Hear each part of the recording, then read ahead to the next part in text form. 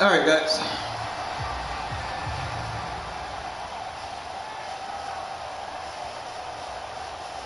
I'm going to grind some of this Team of the Week stuff real quick.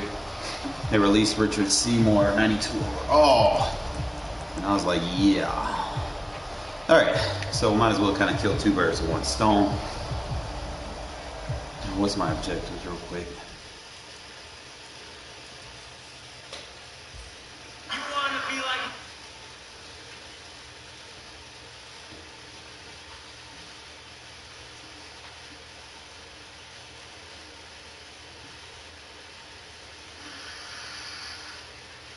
Alright, pass for 40. Alright, so mainly what you're going to do right here, we'll start with this slant, so I just kind of show you how it is, like this man cover. What you're going to do is you're going to take this guy and motion him over. Just like this, it's going to clear the flat, and you're going to go over there. It's going to be more for short yardage, and I'll show you like in goal line situations. And it'll go together with the inside zone, that you're pretty much going to do the same thing. You know, you're just going to motion them over and hike it when it's right there. And you're going to get massive yards. No, I'm not trying to do that. I'm just trying to win the game real quick. But we'll elaborate more on it as. In this situation, should be in no hurry to run a play really fast. Let the clock wind down. Now a throw downfield is taken in by his running back. And all the way in for a Cincinnati. I'm like 1 yard short. Brown, 34 yards. Alright, cool, that's fine. Same thing with the slant. You can opt to run a hitch route if they're playing zone, or you can just keep the slant. Alright, if you leave it as is, the slant will be shorter. Or if you redo the slant, it goes a little bit deeper, but it's not much of a difference. You're going to hike him over, and you're just going to have the flat right open. He's going to be a little rub route. Now, that's the more advanced version. If they start playing like zones and stuff that you got to worry about. But if they play the man version, you can use the stock version that I use and just ditch it off to the tight end on the other side. But you could definitely get a lot of clutch games when you need it. My team too good for the team of the week teams they got. They got them boys running slow. My team too high. Alright, another way that you can run that I like out of this, and I'll go more into it, but this one ain't gonna be today. Like you can just block the backside and then just hit this little post route. You just have to trust that it's going to be open. Now, if they got a user there, you're not going to throw that.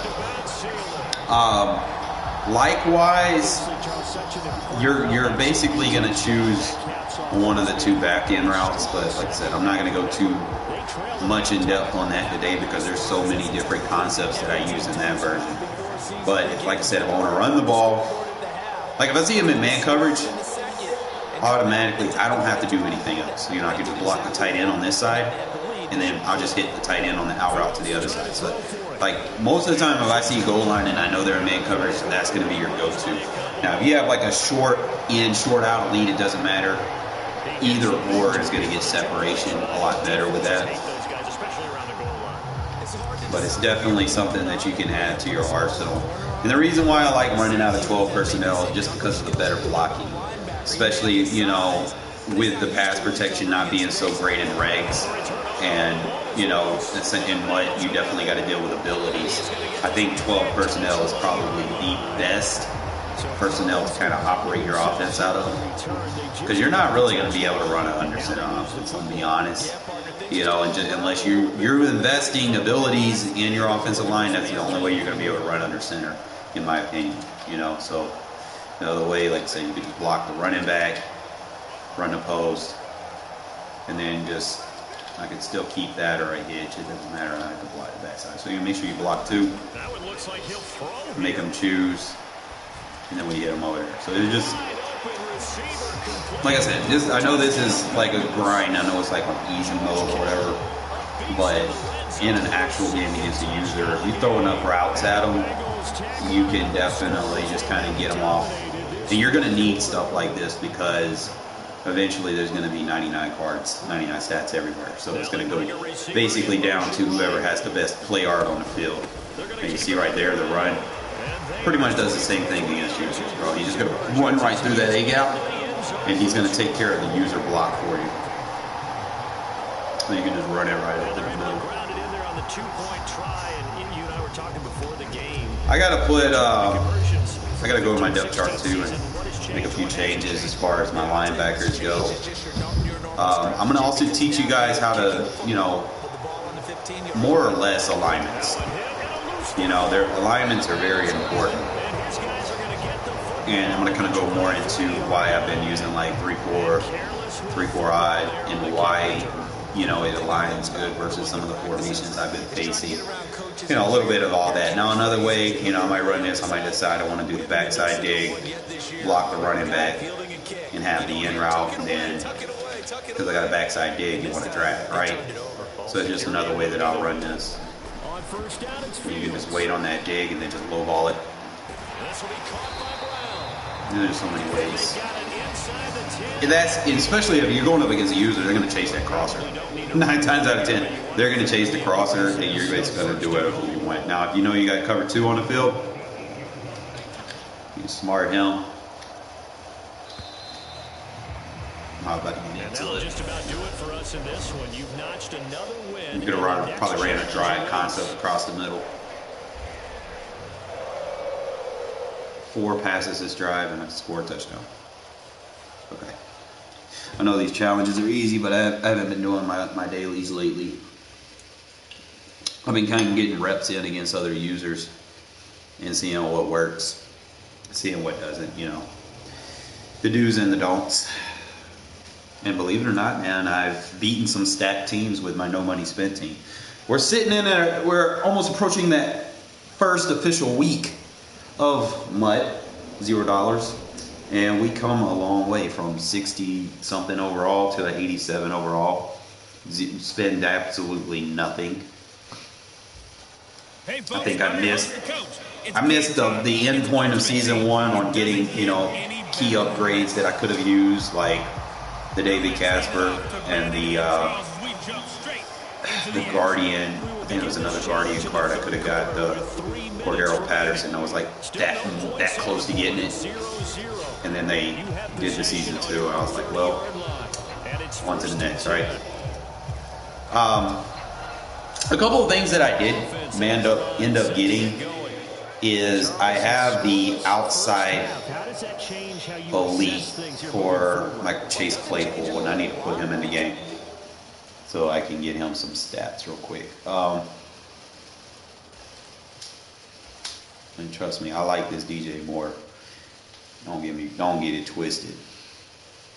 Yeah, they got Culpepper with 87 strength. What? He got the accelerator. He got more awareness. He got 86 truck. What the fuck? I didn't know Culpepper was like that. Got better carry.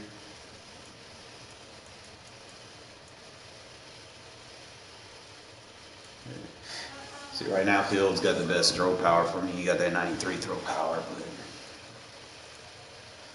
and he a little bit more accurate with that 90 throw on the run, but Culpepper got the throw under pressure. Just kind of taking notes. I know I need to get him to his max grade before I can use him. Sorry.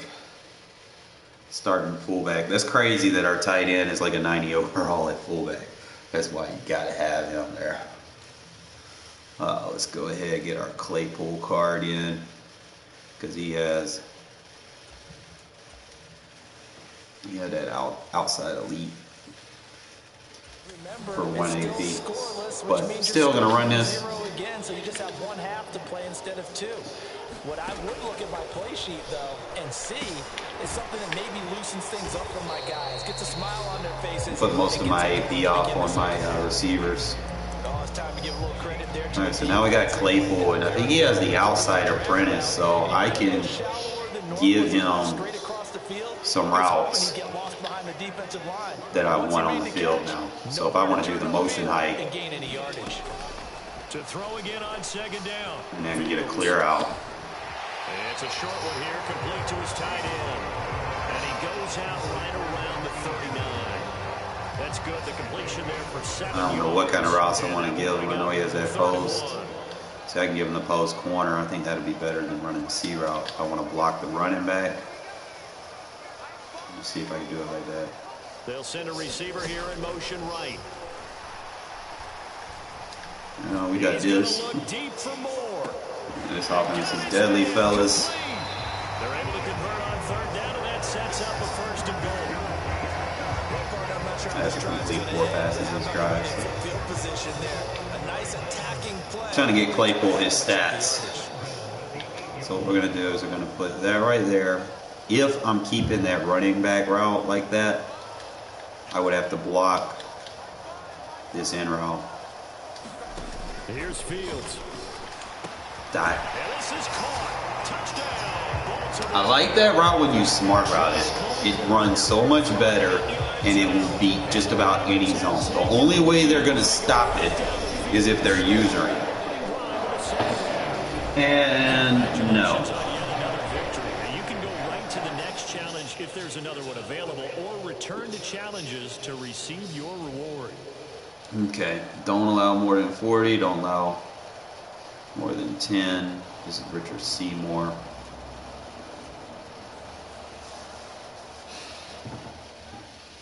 Tired of having to hide sex bites.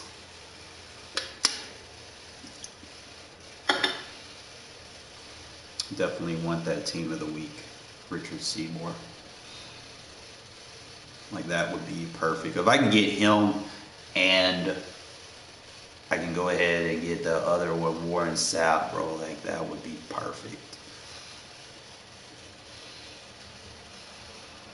Like, Todd Heap's probably going to be the best tight end in the game, so probably want to invest in that, maybe. The coach here, and welcome Assuming he's better than Kittle, he could probably be that replacement for Kittle. I'm going to keep Edmonds as is, and I'm still going to look for like a third possible tight end that I can kind of squeeze in. Hopefully they come up with like an upgrade for The Eagles Waller. offense set to begin their next drive. We've seen both of these offenses still sort of in that figuring things out phase, but I suspect some action on the scoreboard soon as they start out here 1st and 10. Probably gonna make some changes to my front defense, and I'll go more into the explanations.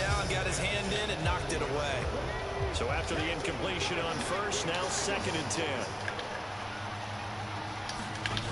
Throwing is Hurts. Over the middle to Smith. That'll leave him with a 3rd and 2 coming up. I gotta get a sack here. They'll come to the line, needing only 2 yards to gain the first here. And they'll try and run for it with Gainwell. Boy, no chance as he was met and dropped behind the line there. A 3-yard loss. 4th down now. Team of the week's pretty easy. I need to save up for that Charles Woodson card too, man. There's like so many things I gotta save up for. This is taken at the 18.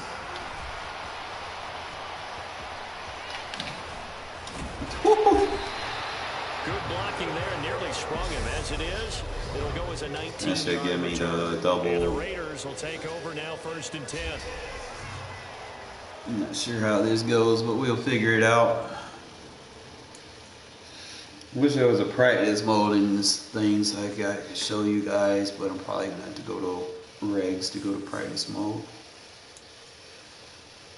Oh, look at them level ups, bro. Look at them coins, bro. Boom! Team of the week collectible. 86 plus. 10,000 coins, 84 most fear. Look, bro. We coming up in the world. It's a green. I wanted a blue. Hybrid. Tackle zone and pursuit. Daily coin pack. Give me like a lot of coins.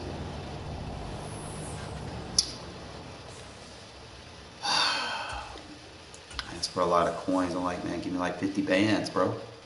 It's like 10,000 coins right there. 84. Let's see what we get out of this. Is it something we can use? No.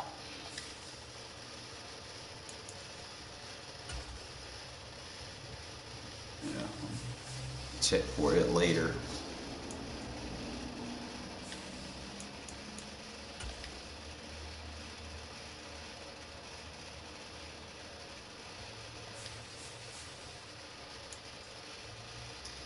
'86 Team of the Week reward.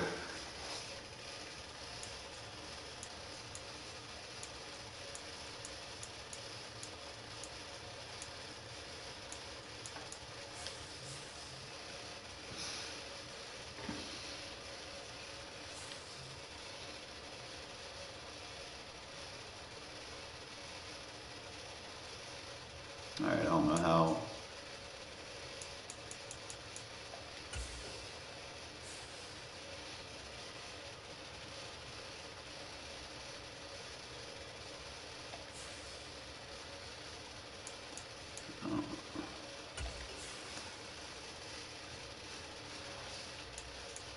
Any week and 89 overall player. Yeah. You gotta get Fabonats. You gotta basically. How do you get these Team of the Week cards without buying them?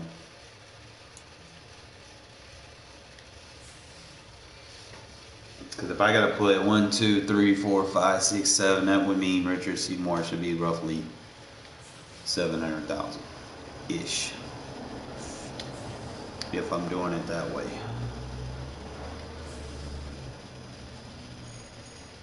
I can't earn 700,000 if I really want that card.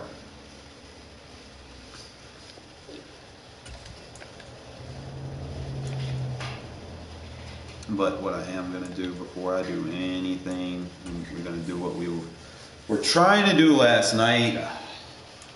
But I was short. I had to put stuff in the auction house. Let's see if it could sell. Something did, and now we have enough coins comparable to what it was going for yesterday.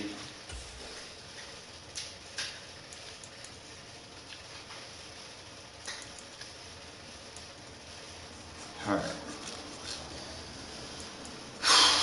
Charles Woodson for 387.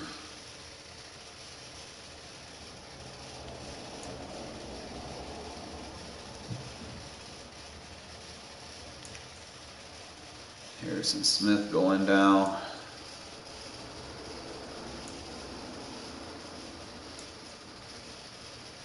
I know, like last night before I went to bed.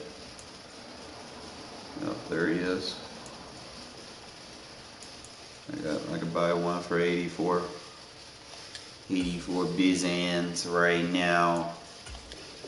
And that's way cheaper than it was last night. Like I said, we slowly upgrade.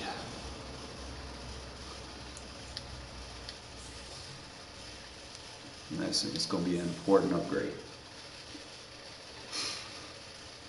I feel like if you work on your trenches first, then everything else kind of comes in easy.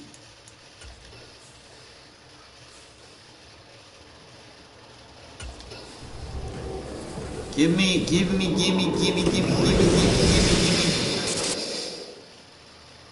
Queen and Williams. What can I put him in?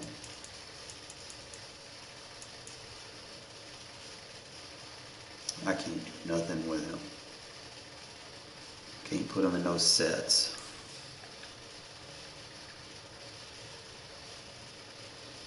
He's got good, decent stats, but my thing is, he 86, I can't use 86. I mean, he got block shedding.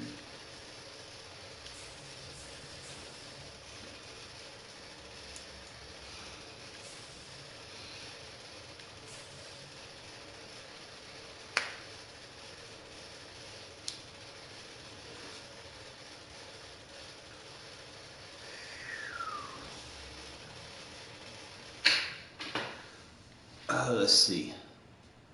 Where are we at? Thinking. Upgrade. Put our guy on the squad. Govern gonna go down. And that's fine, because it's not like I need his chemistry anyway.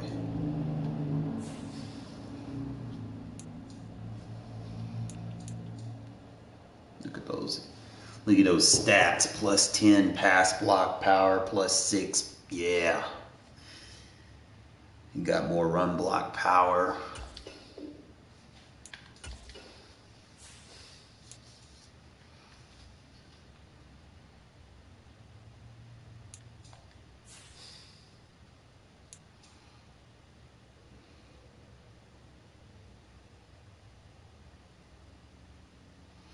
You're not as strong as fucking Simpson is, but everything else matters. And then with him being on the lineup, it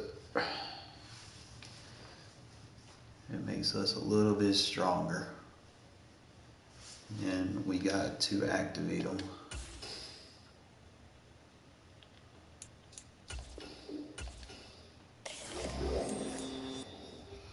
And then he gets his...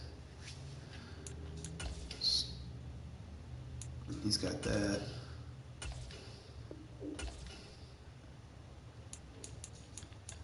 I know what a bill of nasty. Ooh, we got nasty streak.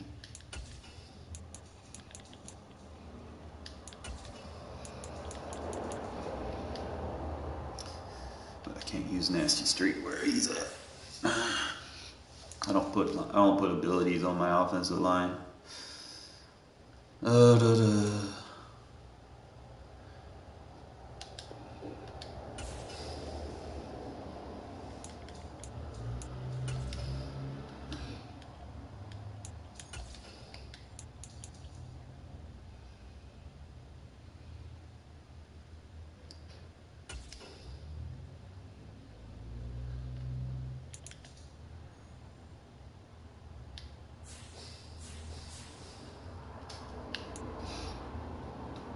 Check all my guys off.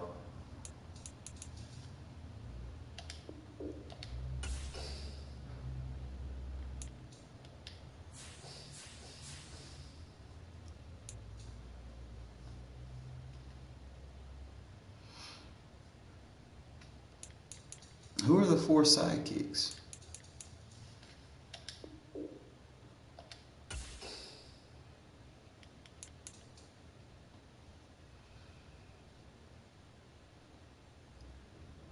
Oh, 79 to 86 overall. I don't have any of those.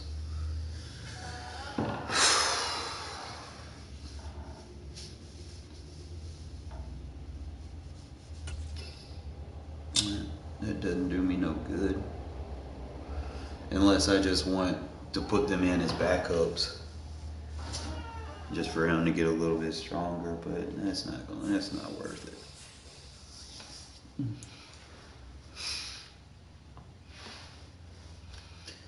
Trying to see. We upgraded our left guard. You just gotta find something for the right guard that's a little bit better. Our left tackle straight, our center straight.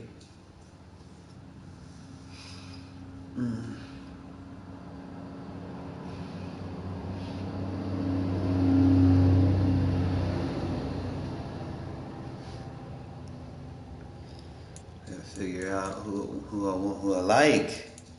I got some weapons at receiver, bro.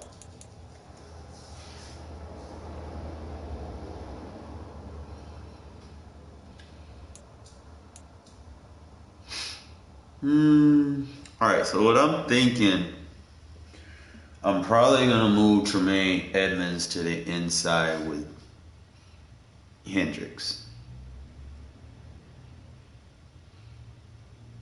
No, I'm going to move Devin White inside.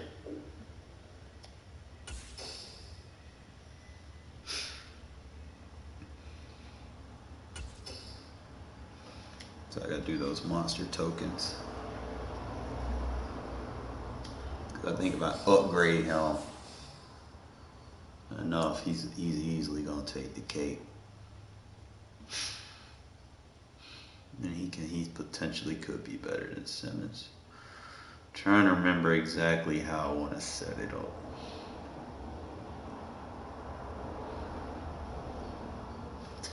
I like Hendricks in the middle, bro. I really do.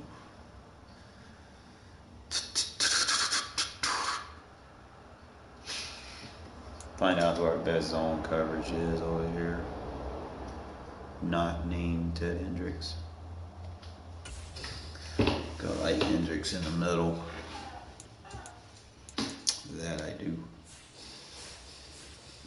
But I gotta put Edmonds in the middle because he not like he gets sacks and stuff for me, but even with the abilities, bro, he can't shed fucking tackles for real. That's why I might. See, I got this 88 T sizzle that I'm thinking about putting in. He got that 87 block shed with some. See, he got a power move and a finesse. See, I'm probably gonna use him in that 3-4 as Sam. I don't know what T sizzle. Use him as a. He'll be better over there as my starter.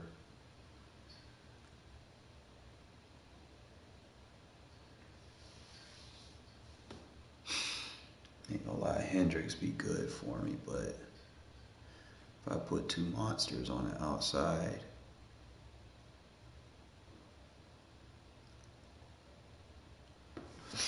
I could put his chemistries at the middle. I'd have to spend 500 training on that. Put his chemistries as middle linebacker. I'd probably just use him as a sub linebacker. How about that for my nickel?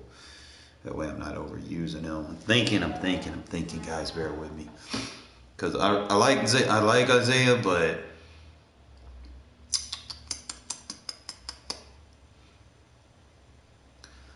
probably going to go with Devin White and Tremaine Edmonds on the middle.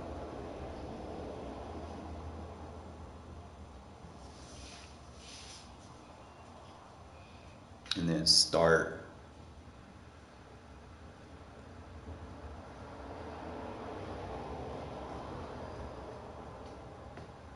because that right there would be a disruption. That would be a force off the rip. Trying to see how they would line up. Like this is a little bit different than what I would. I'm trying to remember where Ted lines up. Ted lines up on the right. So whoever I got on the right gotta have an inside stuff. So that's what I'm gonna do. I'm gonna put Edmonds number 1. We're gonna put T Sizzle right here. If I can upgrade on that'd be nice.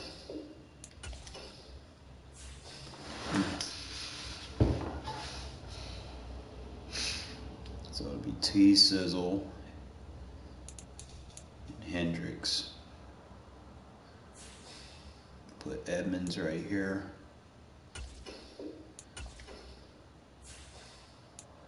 Cause he got the inside stuff and no outsiders. So that means I'll have an inside stuff on the left, the middle, and then an inside stuff, no outsiders on the other side / middle. I think he'll get better block shed against a running back instead of a tackle. And then number 2, we're just gonna put Devin White right here.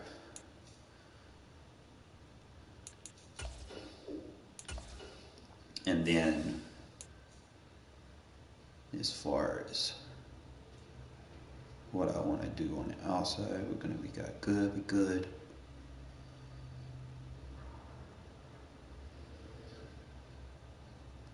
Hendricks and Simmons will be my sub linebackers.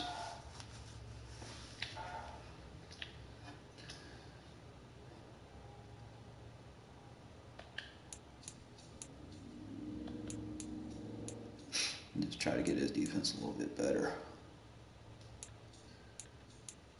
See, I want Edmonds and Simmons, but I'm going to take Edmonds off and put Hendricks because he got that lurk.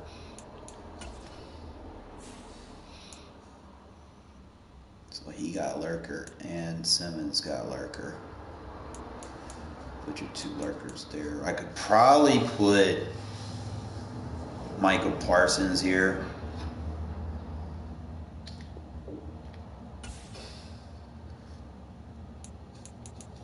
And I'm trying to figure out because Parsons has lurker too. Try to figure out which one's the best option.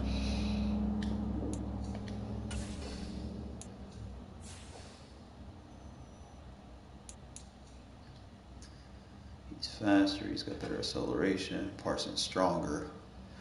Parsons better tackle. Parsons better man. Zone is about the same. I wish I could look at there. He's 6'4", he's 6'3".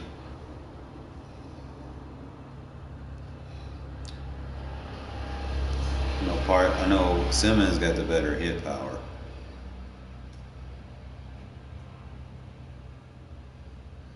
Probably that speed's it's definitely needed. I ain't gonna lie, because I need him to be able to cover. So we'll be fine with those two guys. And then we got a rush defensive tackle, we got a rush left end, and then a rush right end. I want to kind of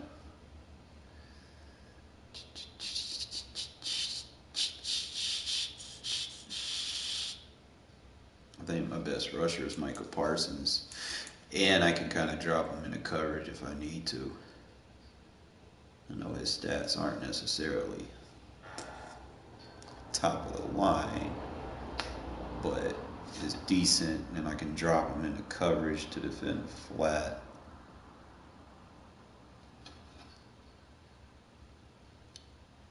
I think he could be the weak side. Try to see, because I don't have too many guys. I think I could put Peppers on the line. He's big and all, but his Carr not strong enough. See, I'm trying to compare with what I already have on one side. And I think Parsons has the lowest disadvantage.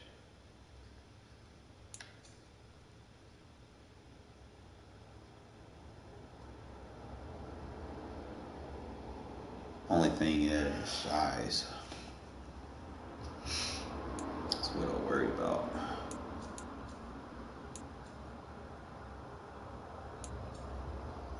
I'll probably just stay with 6'7". He's 6'3", so I can go 6'3" off both sides. Parsons is fast, 86 speed. Parsons a little bit faster. He do got lurker, so I could drop him in the zone.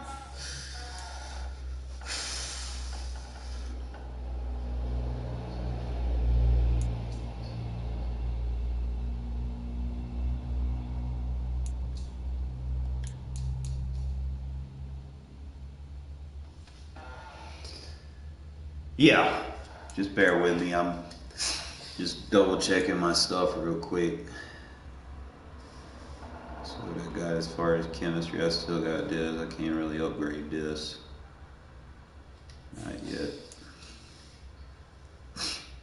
I don't think I got anything else. Alright, folks. Let's go on and get into it, man. Let's see if we can get us a Super Bowl today. Now we got that 88 offense, bro. What they gonna do? I ain't spent a single dime.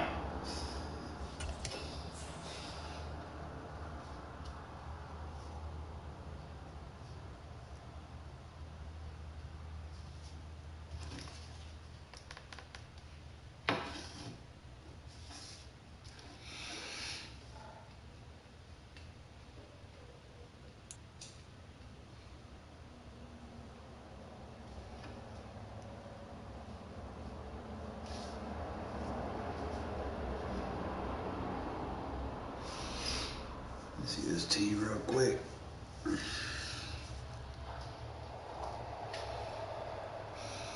With Charles Davis, as always, I'm Brandon Gaudin. Charles, you talk about storylines in this one. I think it begins and ends with our two quarterbacks. Great, he can see my shit. He got Plunkett with the fucking With all the responsibility he has and how the game flows through him. Omaha. If he's not on the top of his game, your team's not going to benefit at all.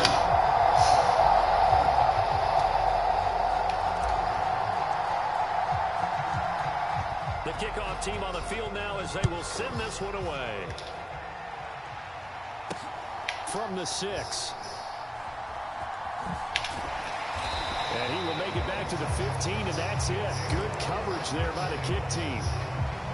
All right, we need some changes.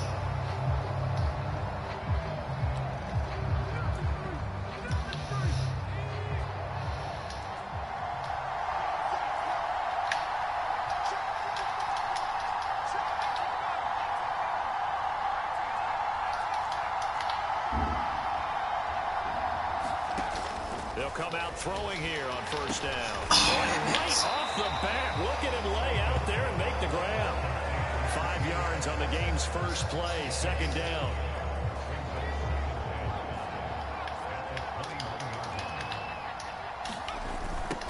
Opening carry of the game for Corey. Oh, that's beautiful. Good shit, T-Sizzle. Yardage here back to the 14-yard line. It's a loss of 7. And now it's third down. Backed up here, tough spot, needing 11 yards to pick up the first. They'll bring a receiver in motion right. On third down, he'll drop to throw. Going up top. Way bugged out. Wide open, complete. And all the way Back in to the for the fucking what he was touchdown. in. A big play there. Taking it in. And his guys have taken a first-quarter lead. Charles, here in their opening series, they said they had certain plays scripted for certain players. That looked like a well-designed play to get one of their top targets involved. Good shit. Yeah, let's face it, Brandon. A player of his talent is a problem for any opponent to defend, and we saw it right there. They tried to deny an open lane to him. He still outplayed the coverage and scored the early touchdown. Good luck trying Part one, to figure fellas. out how to defend him as this game moves on. Bailey Press now play. kick it away after the touchdown. Takes it at the 7.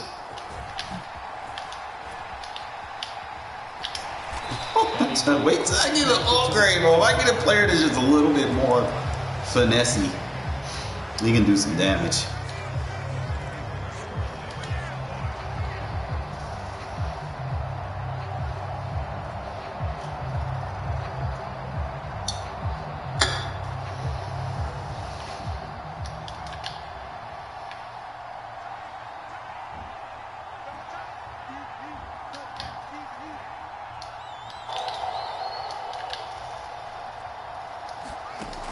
First down, Fields.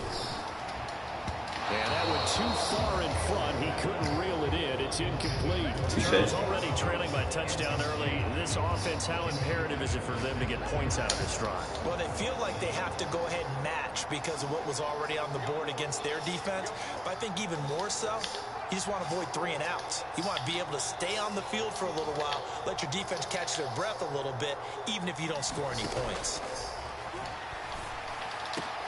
Meanwhile, Fields' throw taken in by Samuel. And he gets this one just shy of the 40, down at the 39. The pickup goes for 16 and a Raider first down. But one of the ways the quarterbacks keep all the receivers alive in a play Never lock in on any one guy. Make sure you keep your eyes moving, scan the field. And here he finds the open guy for a nice pickup. A first carry now from Marshawn Lynch. Give him 5 on the carry there, and it'll be second down. That's a really nice, tough run inside, and they gained 5 yards on it. And to be frank about it, most offenses don't expect to get 5 yards on a play call like that. So when they do, they go back to their huddle with a little pep in their steps. They're starting to think that they're starting to dominate the line of scrimmage. And he'll get it out to midfield. They'll spot it right at midfield at the 50. A gain of 5, good enough for the first down.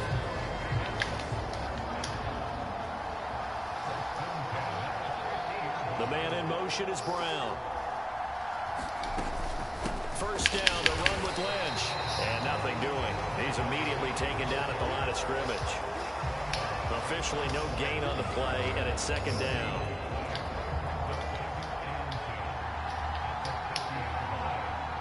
Moore, the man in motion. From the midfield stripe, they'll look to throw. Steps away to his left.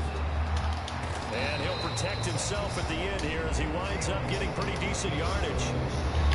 Here's the 7th play of this drive. This is 3rd and 4. They'll send a receiver in motion to the right. A carry here for the big tight end. And he's going to have the first down at about the 38. 7 yards there. Good enough to move the sticks. Plenty of things to talk about here, partner, but to me, their defense gave up a touchdown on the first drive. How about how they're responding, coming back? That's a big 3rd down pickup to keep their drive alive.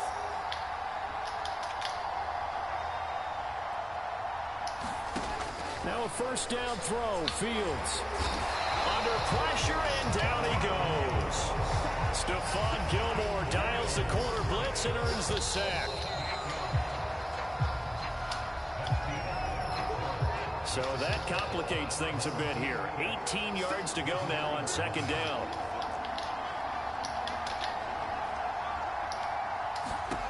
Fields now to throw. That's Samuel, caught left side. Yeah, he will go out right near the 35-yard line.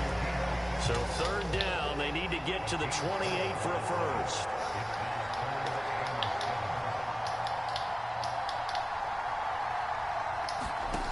Here's Fields. He finds Lynch. It's complete. And he is going to have the Raiders first down as they're able to get the 3rd down conversion. Line of scrimmage to 15. It's 1st and 10. Moore, the man in motion. Back to the ground. Lynch. And nowhere to run on the interior of that defensive line. He'll get back only to the line of scrimmage. No gain on the play there. 2nd down.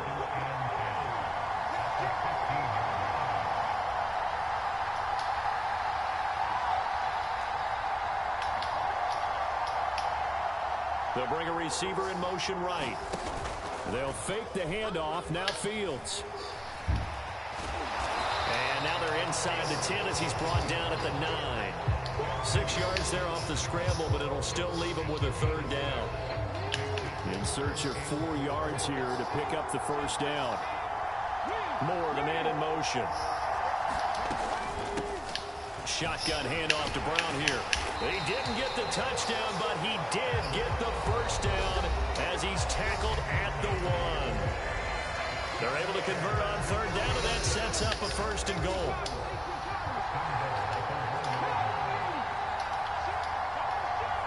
Now they send a man in motion right. And now the first throw for the backup quarterback. Now that'll be tipped and intercepted.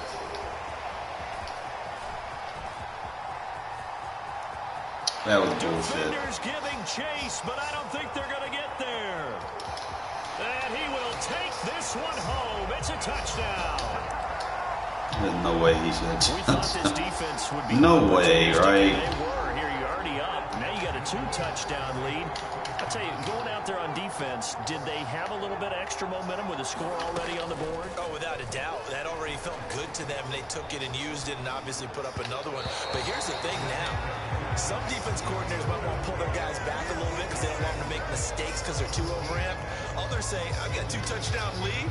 Go get them, guys. They'll be even more aggressive. So they'll get another shot on offense following that pick six. And now the kick is away. This will be fielded inside the 5. And able to get this across the 20, but not much further as he's dropped at the 23-yard line.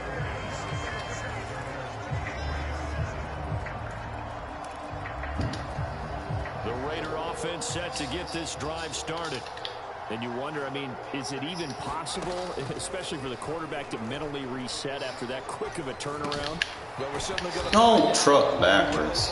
That play will stay in your mind, but somehow you have to compartmentalize. Put it aside, pick yourself up, and get moving in the right direction. The throw for Claypool is intercepted. Trying not to throw it around. I know you got a lurker. At the 32-yard line. Oh, timing is everything on a route like this. He tried to drive that football into a tight spot. And if you're a little early or a little late, chances are there's going to be someone there. And sure enough, this one's going the other way. They'll come out throwing here to start the drive. Flush to his right. He's going to let this go. Back of the end zone. And it's caught. Sucks because he has that Omaha shit. A great effort there. 2 catches, 2 touchdowns here so far, as his guys have opened up a very comfortable lead. They'll try and throw for it. Complete at the 1. Good tip. I'm probably going to have to put Hendricks in there. That one just let Edmonds be for like 3-4 bear. Maybe running the ball might be the way to go. With it moved up from the 3 to the 2, you would think maybe a few more attempts at Fight back. I think stats over time may bear out that running the ball will at least be the equal of throwing it in that situation. Now after the field goal, Bailey will kick it away. This one fielded at the 5. And taken down just past the 20 at about the 21-yard line.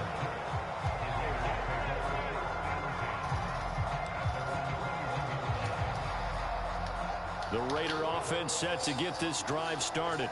And Charles, we'll see what they can do here. Not a ton of time left, but enough certainly to get points out of this drive, and they need them right now because they're trailing. Yeah, this is exactly why you practice. I had the 1-play touchdown too. That's and at least one practice each week before a game. A minute left, more than enough time to string a few completions together. ran into my guy. And then make that walk back to the locker room just a little more animated. Throwing again on 2nd down. Fields. And that is incomplete. Bro. But boy, they're going to need a few of those to actually hit in order to get back into this game. Good thing they do have a little bit of time here still left in the contest. Decent, trying to fit it into Moore, but it's intercepted. You see this by one. Ted Hendricks. And they will finally bring this. I'm gonna have to leave Hendricks on the inside. There's no point. I can't throw over him. I know I can't. He's too tall. Ugh.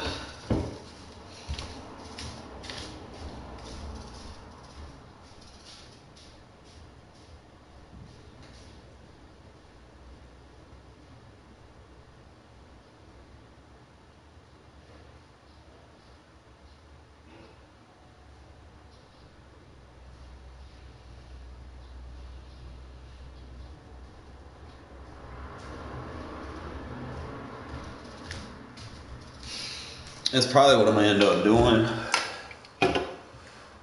Is I'm just gonna manually sub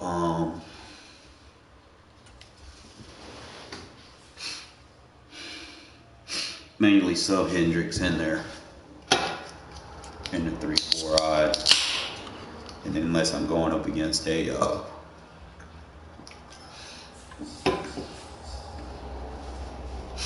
runner, and then I'll put Edwards back in.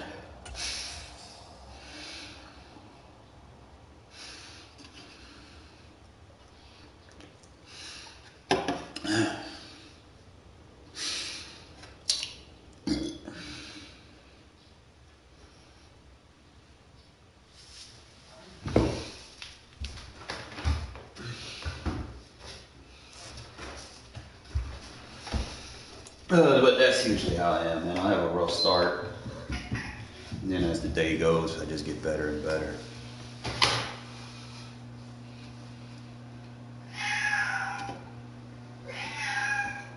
What? What? With Charles Davis, as always, I'm Brandon Gaudin. Charles, you talk about storylines in this one. I think it begins and ends with our two quarterbacks, certainly two of the best in the business. And nowadays, I don't think you can get by for long periods of time without a top-flight quarterback. The way the game is played, with all the responsibility he has and how the game flows through him, if he's not on the top of his game, your team's not going to benefit at all. And we are underway at Allegiant Stadium. This one fielded at the 5. The lane opens here. He's oh, that's why you want to make sure you got a kicker that can tackle. Good shit. All right, so 3-4. Well, as they say, if you drew it up, you couldn't have drawn it a whole lot better. That's exactly how you want to start the game. Excellent momentum off the opening kickoff.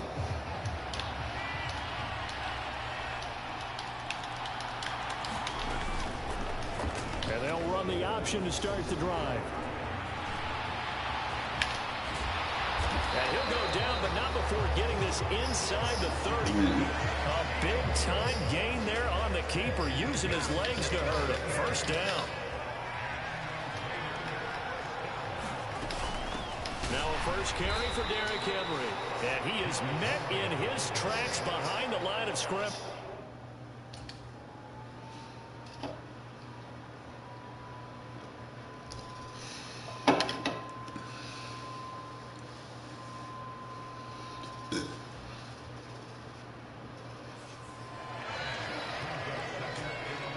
So after the loss of a yard, they'll look to push forward here on 2nd down and 11. Here's the option, running right. And that one will go for 13 yards on the keeper and a first down.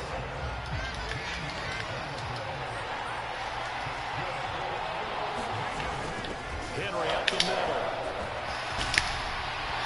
Fucking animation.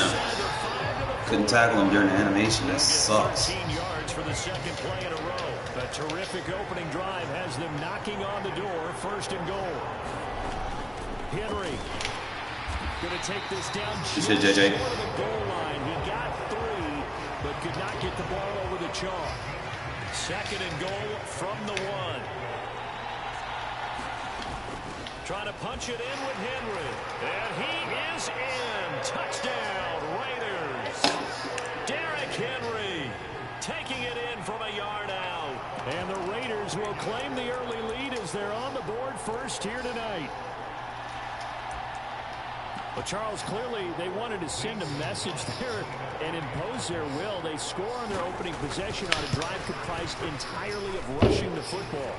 Message sent. I don't know that the team on the other side. The thing is, you ain't gonna be able to sit there and play like that the whole game. Opening drive.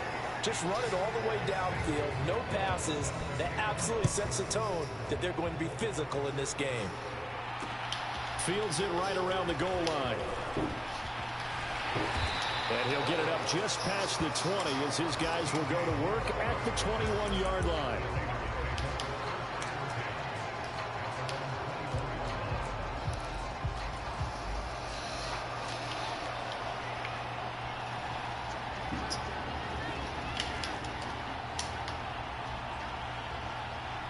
In motion left comes Brown. They'll start on the ground with Lynch. And he gets this one just shy of the 40. They'll mark him down at the 39. From up near the 40 now after the big play to start. Here's another 1st and 10. They'll run again with Lynch. And he'll be brought down just shy of the 45. After the pickup of 5, here's 2nd and 5. In motion right is Brown. A give to Lynch from the shotgun. And they'll hold him to 3 there as he takes us up to the 47. To beat you with your own game. There's not a whole lot of room to operate there on that carry. No, not at all. They did a really nice job staying in their proper places and not allowing any lanes to open up. They'll run it. Here's Lynch. Yeah, this is only going to be a gain of 2. He needed 3. It's 4th and 1. The man in motion is Brown. Running for it. Here's Lynch. And he's got the first down yardage there as he takes it just across midfield. A big roll of the dice on 4th and 1, but it pays off. They convert. At first glance, I actually wasn't sure that he got it, but he ended up getting it by about a full yard. He certainly did, but it took a little effort, didn't it? Took some nice push, a little crease inside, and some determined running to make sure that he got the first down. After 1, 7-0 on EA Sports. All runs on this drive so far. It's 1st and 10.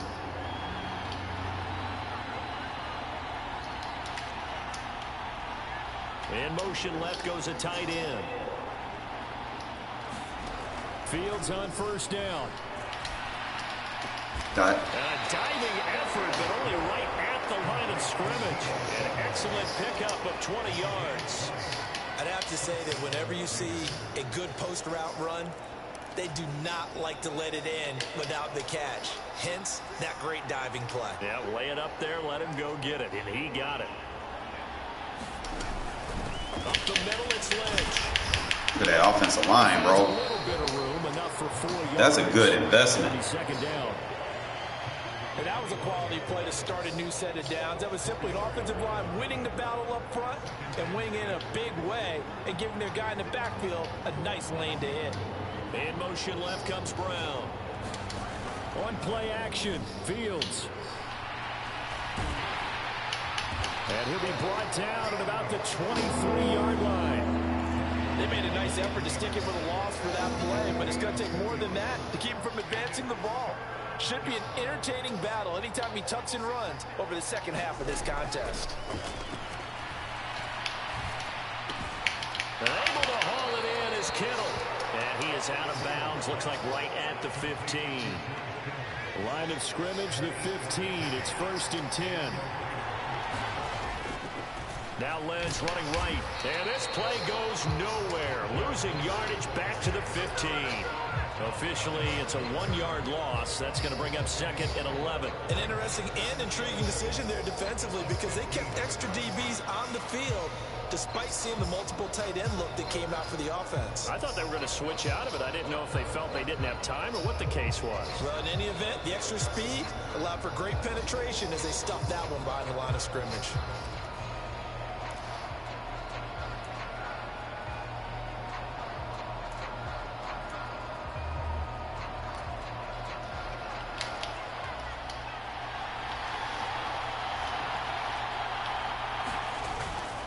They'll run for the first time here with Brown.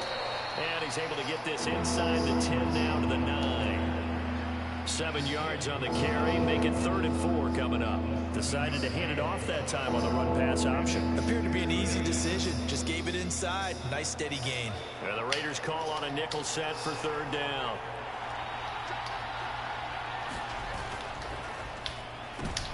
I risked that. To force it in, and it's intercepted. Shaquille Griffin with a pick.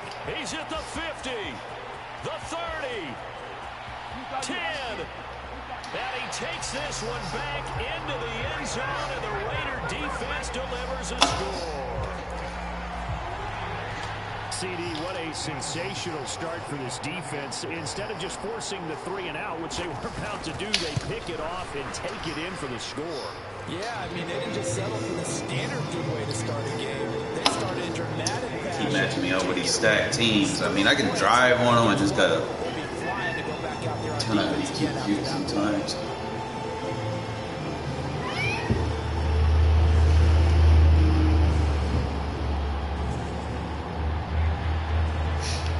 He doesn't have a defense for real, to be honest.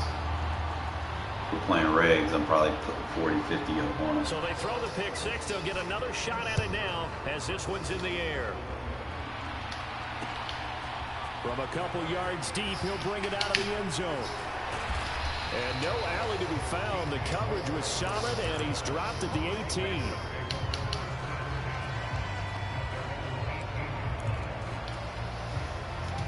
The offense for Las Vegas about set to begin the drive. And in a spot like this, still more than a minute, I think if you put something on the board before halftime, that would go a long way towards helping them get back into the game. There actually is something to the psychology of the game at times, isn't there? How much better would they feel running into the locker room, as you noted, with something on the board in a positive fashion? You're exactly right. It's a great opportunity to get that done.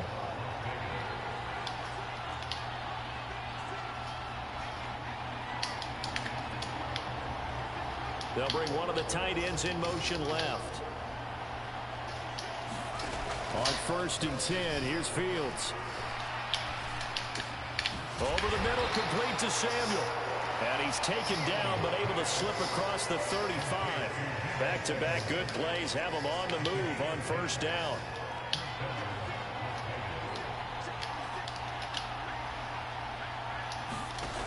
To throw is Fields.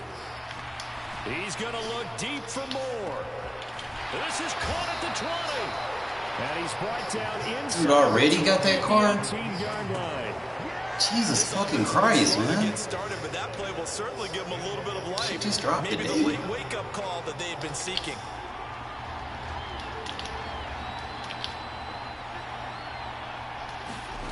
From the red zone now, they'll look to throw. Touchdown Raiders. Deebo Samuel as the first half is winding down. He doesn't have a defense. The Raiders are on the board here in the final seconds of the first half.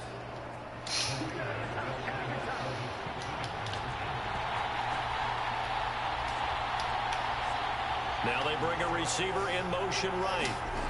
They'll look to throw. There we go. Just highball that shit. There we go. That's what I was waiting for.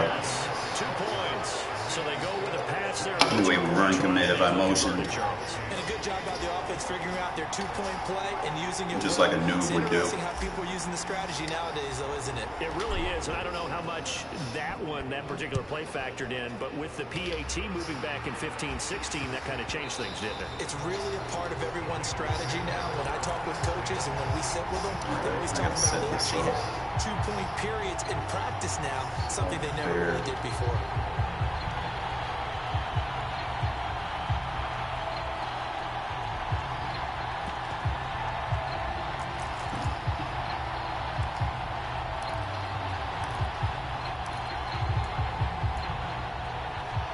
Las Vegas offense ready to start this next drive.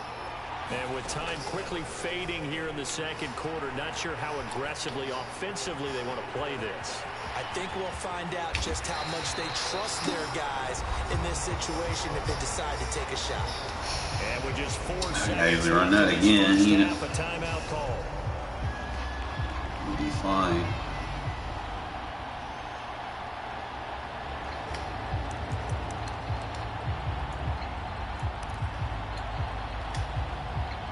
So one play, and they're already just shy of midfield. A final shot before the break. Fields.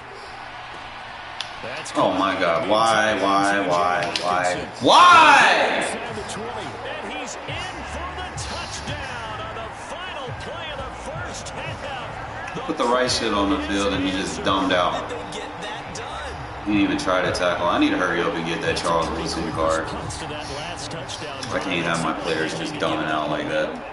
Not so fast. No, not at all, because they end up pushing the lead up once again, and you're exactly right. I mean, Gilmore been clutch for me some games, but Instead, they grabbed old Mo. we damn sure can't have that. So we've reached the intermission in what right now is a 13-point game.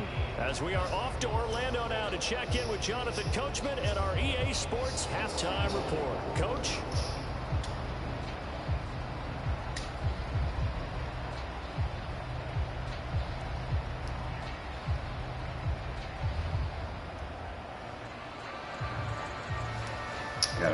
I gotta use Chase Claypool.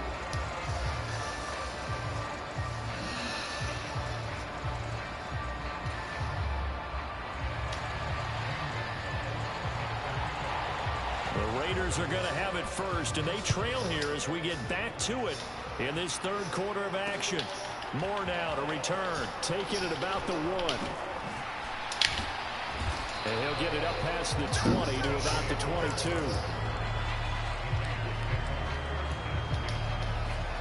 The Raider offense set to get this drive started. This offense, Charles, had a strong first half throwing the football, at least in terms of yardage, but that hasn't translated so far on the scoreboard as they begin the third quarter here, trailing and looking for a little momentum. Yeah, you're right about that because, let's face it, in the first half, most of their focus was in the passing game. And to their credit, resulted in a healthy amount of yardage. So I would think that at halftime, they're going to anticipate that defense loosening up a little bit to try and cover the passing lanes. They've got to get the running game going, and there should be some gaps to run through now. Fields throw here into the hands of Moore. They'll wind up getting 10 back as that sets them up for third down. Let's see what they have drawn up here. A little bit behind the line. 12 yards needed to gain a first down. Throwing on third down, Fields. Oh, the ball comes out on the hit, but they'll say it's incomplete. So coming up empty here to start the third quarter. Already 2 scores down. Got to be careful. Yeah, I did notice, though, that the captain of the defense patted the quarterback on the helmet on his way out, pretty much letting him know, we know the pressure's on us. We're going to go out there and try and hold serve for you while you figure it out over here on the sidelines.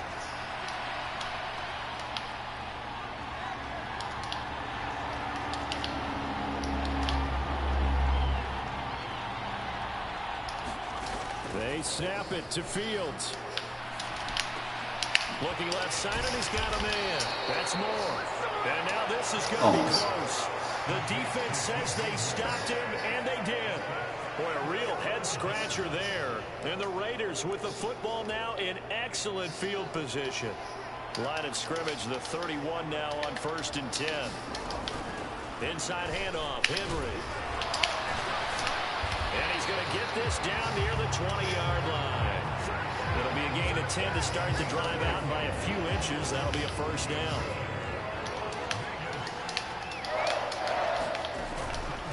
Off the option, here's Henry. And this will be a gain of 6 when it's all said and done. Down to the 15 from the 21. Well, you certainly have to give a little credit here because they're playing this game now at their pace. This is ball control football. Sustained runs, taking their time, and making it work.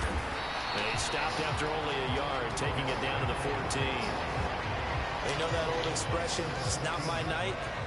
It hasn't been his so far. I don't know if the legs are a little bit heavy. Sometimes having to hang out all day and play doesn't exactly play to your advantage, but it's been a tough go for him.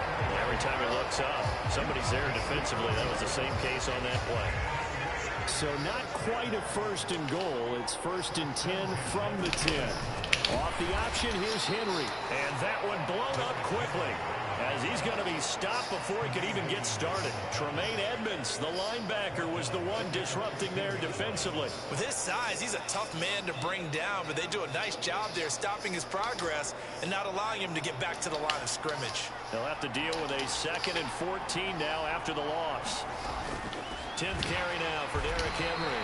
And again, the run defense stout this time. He maybe gets back to the line of scrimmage, but no more. 7th play of this drive coming up, but a long way to go on 3rd down. Up the middle, here's Elliott. And he'll be brought down well short of the 1st at about the 9-yard line. Call it a gain of 5. 4th down now. 3 quarters in the books. You are watching Madden Ultimate Team on EA Sports.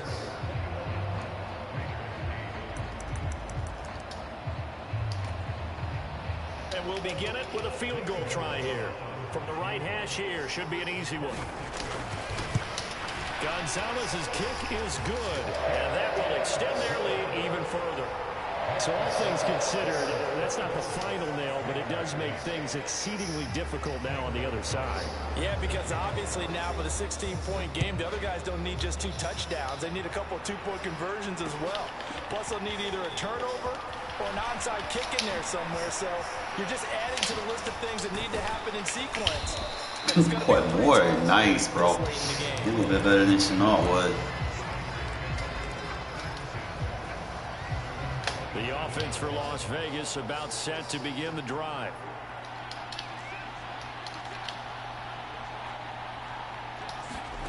Back to throw, Fields. And that is going to be incomplete as he let him a bit too much. Give him big credit for his coverage right there, because when he saw the route break deep, he stayed in position to prevent a completion while avoiding any risk of a flag.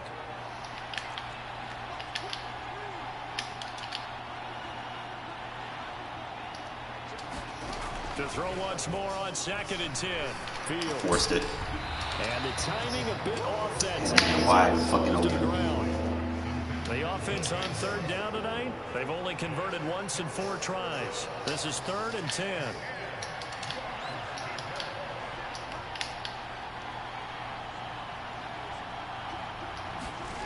A shotgun snap, Fields. And trying to get it to Samuel. Got a short route KO. Griffin. And now look at this. Big gain, but a fumble. And the offense is going to get the ball back. After all that, heck, it'll be a 1st down. Well, do you want to unpack that one, or do you want me to?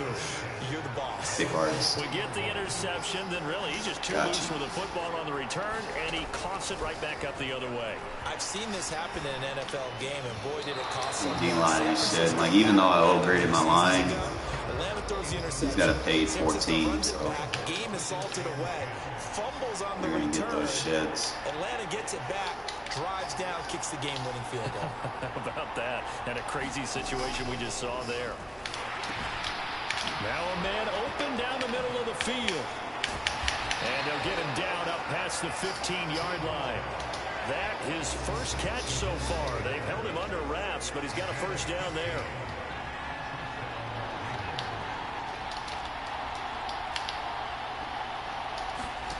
Fields. And this will be incomplete. Physical play on the football there, and it's 2nd down. It's been clear in this matchup which side has been the more physical one. It's been this Still defense. getting And here's hit, another bro. example on that last play. After the incomplete pass, here now is 2nd Nothing and you 10. can do about him getting hit. And here comes throw number 1 for the backup QB. This one into the hands of Kittle, the tight end. Brings it up just shy of the 25. Showed some of that quickness there on the move. So you don't really got a This will be the 8th defense. play of the drive here. Just got 3rd to and pay 4. 4 teams. They'll look to throw again. Got his man complete over the middle. It's Moore. You got more is sticky. He's beyond the 35 before going out of bounds. They've got another 1st down. The Raider passing game clicking on all cylinders right now. Moore, the man in motion.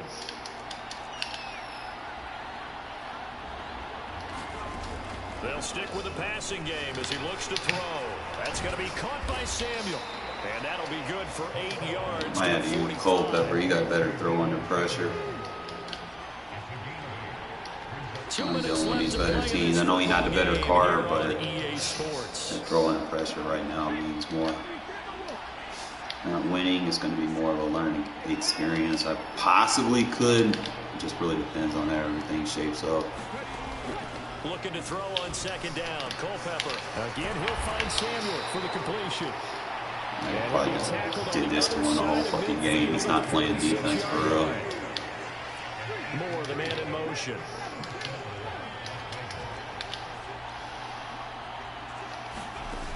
Back to throw again. And that's complete to Brown. And he'll go out of bounds right around the 40. See you, Culpepper. Just about every quarterback is trained to really look down. Pull this shit off. I might just go ahead and. Make a nice safe throw. And in this case, that's exactly what he did. Found his running back, let him create some space, and it turned out to be a nice play for the offense. A throw over the middle, taken in. The Raiders going to use one of their timeouts as they'll get a chance to talk it over after picking up the 1st down. They get 5 out of that one, and it moves the chains. So from the 36 now, 1st and 10. Again, he'll drop to throw. And this one is incomplete. Limited time left on the clock after that incompletion, so I think both sides are going to savor every second to prepare before the next snap. Because once the ball's in motion, it may be a non-stop push to finish this drive off. Everyone better be on the same page right now, because I think they're going to try and get several plays off in quick succession if they can. On second down, Culpepper rolling to his right. Open man is Samuel, complete. And he's going to have another first down as the tackle comes at the Raiders' 21. Well, certainly those are the types of mistakes they're trying to avoid as they attempt to protect this lead late in the game. And let's face it, they're hoping that this one doesn't cost them in a significant way. Yeah, one guy committed a penalty, but now the entire defense has to pay the price and try and rise up and overcome it. He'll look underneath and finds that throw under pressure is clutch. Inside the 5 at the 4. Call it a gain of 6 on the play, and that will bring up second down. So now we know that. We could probably start using Culpepper a little bit more. He'll look to throw. Toward the end zone, but that's going to wind up incomplete. Now the focus is really clear. They need to get that first down and either get out of bounds or maybe use one of those timeouts. Out of the gun now on third down.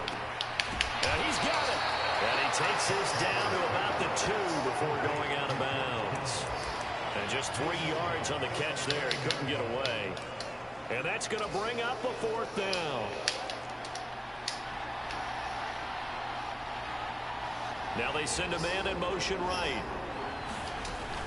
They'll run for him. Lynch. And he takes this one into the end zone. And all of a sudden, here in the final minute, things get a little bit tighter. So they only needed a couple of feet there on 4th down, but they got more than that and then some as he takes this into the end zone. And I love your description right there, right? 4th and short. They got that. No problem. Let's go ahead and get the rest of it. Finish it off in the end zone. Touchdown. Everyone goes away happy on that one. And they're going to get the 2-point conversion caught in the end zone. And that cuts the Keep in mind, he's got a paid 14. Still a small chance And we got 0 money spent right here. They're definitely going to need this. Got him within 1 score, so I'm not even mad. And then keep in mind, I beat myself through 2 picks. 4th quarter, they felt like they Right needed to a the pick football artist. back. Unfortunately, they couldn't get it. And I know we brought analytics into the game, and someone has said here that the data says that when a team's expecting an onside kick, 80% of the time, the team expecting it, they do actually recover the ball, which is what we saw here. I just wonder if that number is much more of a anecdotal type of a number. Kind of like when the coaches tell us, well, when you score on special teams, 93% of the time you win the game. I'm still waiting to see that number is empirical. 41 yards rushing for him now to this point. Second down, they go again with Henry. And he's going to have to protect the football and take his lumps here at this stage of the game as they stop him behind the line. I guess the simple question, why not just take a knee there? I don't understand either why you would take any sort of a chance. We've seen it happen in the game of football. Doesn't matter whether you watch high school, college, or the NFL. Some people get a little greedy, try to get that extra running play in, and it can backfire on them. And oh, he's just going to be short here, barely, maybe by a half a foot. It'll be 4th and inches. A lot more was on the line in this one than just defending your home field seat. Not bad, given that he paid for his team, bro. Like, I should have probably put Culpepper in a lot earlier and just rocked with the gun bunch. And I'll start doing that more if I see people spam cover 3, because I know my gun bunch will kill that cover 3. Takeaways is Culpepper has very good throw under pressure, even when it's not leveled up. In that, I noticed a significant difference on the throws.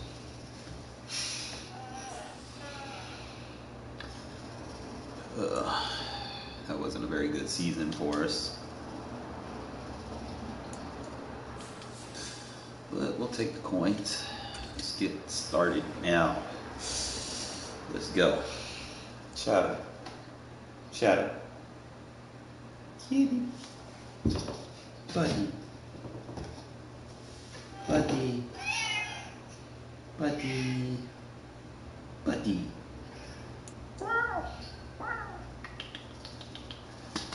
Come here, buddy. Shadow. You gotta do all that stretching and stuff.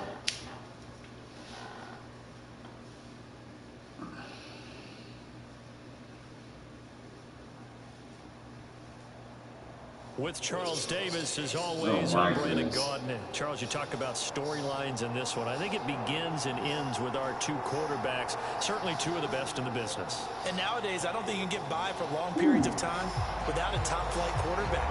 The way the game is played, with all the responsibility he has and how the game flows through him, if he's not at the top of his game, your team's not going to benefit. Say hello, everyone. Oh, kitty cat. All right, I'm going to leave you alone, Shadow. You go do your thing.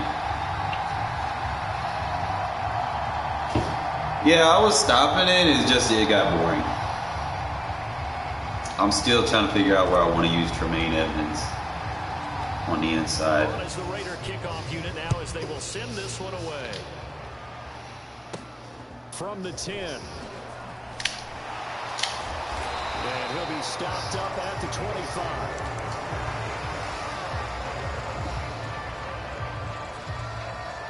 Like I said, I beat myself. I had 2 possessions where I could have scored touchdowns, and he just had that high Shaquille Griffin card. There's nothing I could have did with it.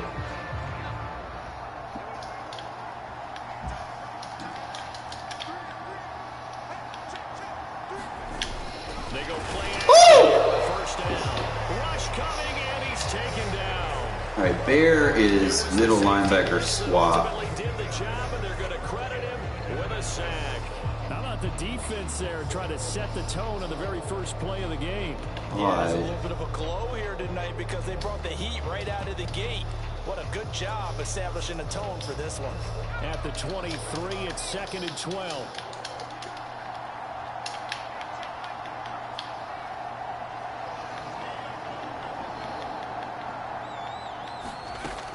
Operating from the gun. Bledsoe. Flushed out right. He's got the Hall of Famer, Harold Carmichael. And he'll be out of bounds, but able to get it up past the 45. 23 yards the pickup there. I don't care who you put on him. He's going to be a handful in one-on-one throws. Yeah, right now, you're right. They're in man-to-man. Maybe need some safety help. I would say that'd be a good idea. Double team him somehow. I'm going to have to make someone else beat me rather than let him shred my defense. Throwing on first down. Bledsoe. And he can't find anywhere to go with it. And he goes down. Micah Parsons showing off that elite athleticism as he gets the sack. That huge loss on the sack makes this job much more difficult. It's now 2nd down and 22 yards to go. Looking to throw. Bledsoe. Got a man. It's Harold Carmichael. They need a crafty play call here. 14 yards is what they need to try to convert this thing. Now on 3rd and long, they'll look to throw. Eluding the pressure right. He'll fire downfield for Lamb. Well, this is taken in. It's complete. Touchdown, Philadelphia. C.D. Lamb, 58 yards. And the Eagles put the Knights' first points on the board as they take the early lead. Gonzalez good on the extra point, and it's now a 7-0 game.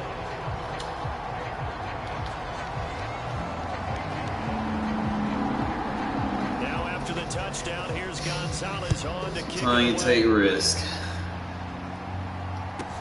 Taken at the 15, a short kick. And he'll take it a yard or so past the 20, call it the 21.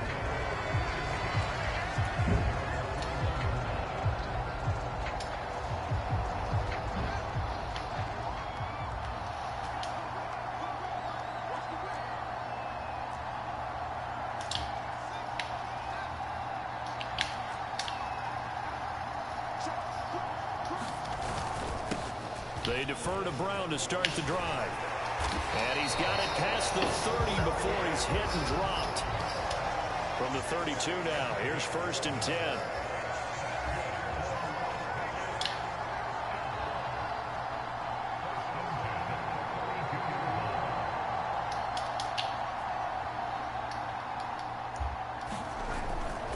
They go right back to the ground here, and Brown. And he'll take this ahead for about 4. 2nd down coming up. Not a whole lot there. The defense was ready, it looked, for that run-pass option. You get the sense that next time he has that opportunity, he may keep it himself and get to the perimeter. Probably owes his back a little bit of an apology on that one, huh? Following the pickup of 4, here's 2nd and 6. Moore, the man in motion. The first carry now for Marshawn Lynch. And he'll take this one for about 4 up to the 40. 2 straight 4-yard runs, and it is steadily working the ball downfield. To me, they're staying right on schedule. First down, you want 4 yards or more to set up the rest of the drive. They're getting exactly that. They'll send a receiver here in motion right. On 3rd down, they go Lynch. And he's got a first down as he's up to the 48. The drive stays alive, a 3rd down gain of 8. Usually we see runs like this as the defense breaks down later in the game, but this guy is setting the tone early, running through all types of tackles and putting the defense back on its heels.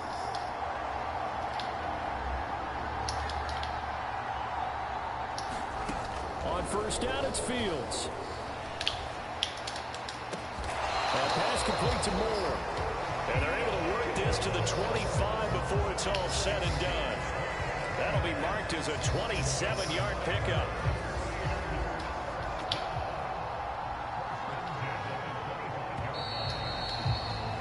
After 1, 7-0 on EA Sports.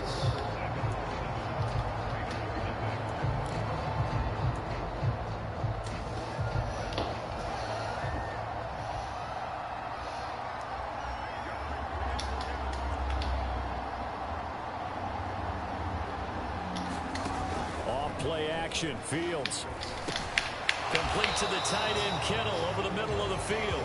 This will be a short gain of 3 before he's brought down at the 22.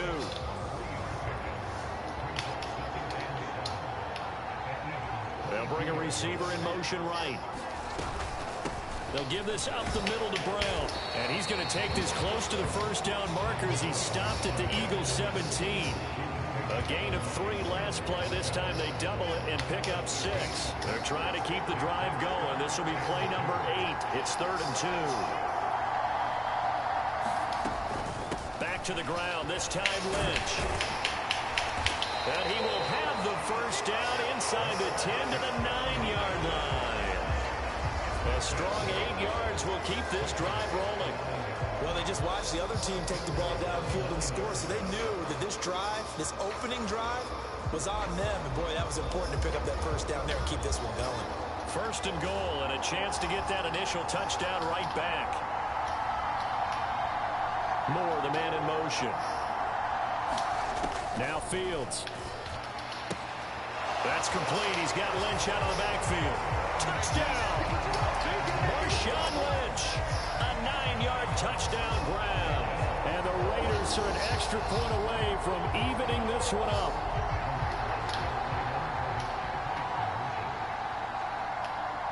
Now they bring a receiver in motion right. Fields trying to throw for it.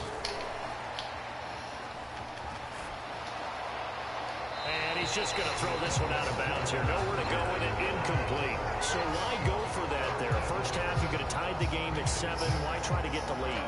Feels like an analytics call, doesn't it? That's starting to really get into the game where they're studying where you can make extra points and the whole deal and, you know, get an advantage. But I don't know that we have enough data yet to really say this is the right play or the wrong play. Maybe in 2 or 3 more NFL seasons. Change. Exactly. 2 or 3 more NFL seasons, I think we'll have a much better study and much better case of what we're going to do.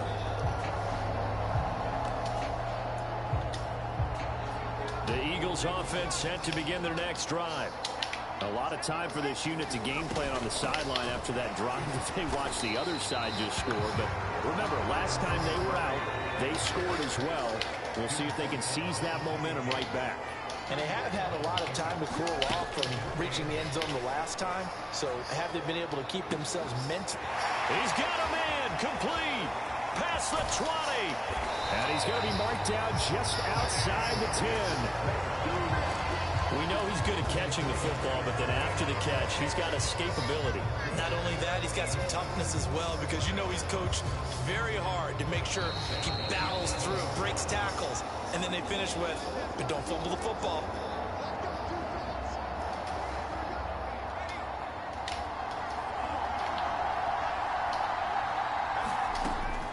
first down. Bledsoe throwing middle, but it's incomplete. The defender certainly didn't forget about him leaking out of the backfield. There was a guy ready and waiting to pick him up in coverage, and that throw had no shot. And 2nd and 10, he'll look to throw again. He'll be hit. Good shit, T-Sizzle. Down at the 21. Terrell Suggs, one of the best in the business at finding the QB, gets home there. So, Charles, no turnovers yet for this offense, but those sacks now, they're starting to pile up. And one thing usually leads to another because they've got to figure out how the offensive line and everyone else involved in protection can keep their quarterback upright and allow him a chance to throw the ball downfield. Throwing on 3rd and long. Bledsoe buying time to his left. Good shit. And the throw there going to be incomplete. One step ahead helps. I mean, not one step, but on the ball. As soon as that ball throws, he's going to jump to it. You have to put yourself in position to make plays, just like that one we saw there.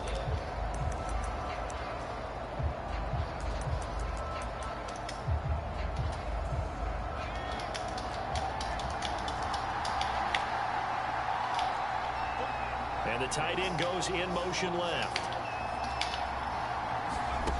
On 4th down, Bledsoe forced out to his left.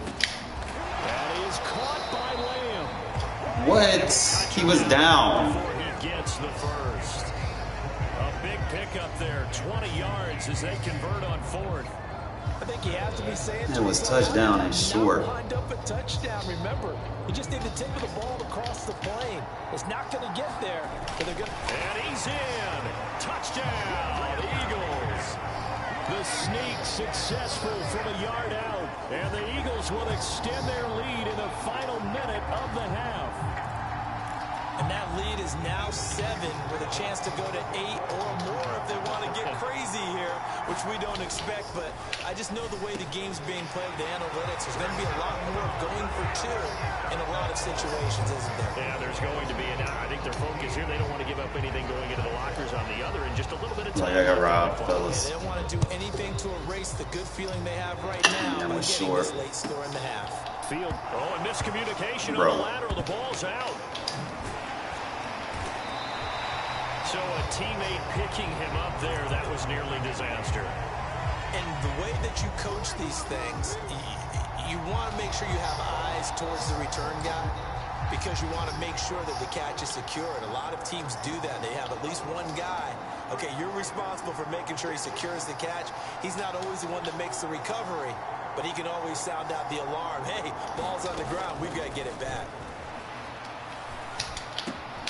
Meanwhile, Fields' throw taken in by Samuel. The Raiders going to use one of their timeouts as they'll stop it with just over 40 seconds to go in the first half. Well, that certainly has to feel good. It's not all the time that the play caller should get all the credit. Sometimes I think in the huddle, the quarterback just says, hey, who's going to make a play for me? I just need something right here. And the end result there, nice first down. Drive keeps moving.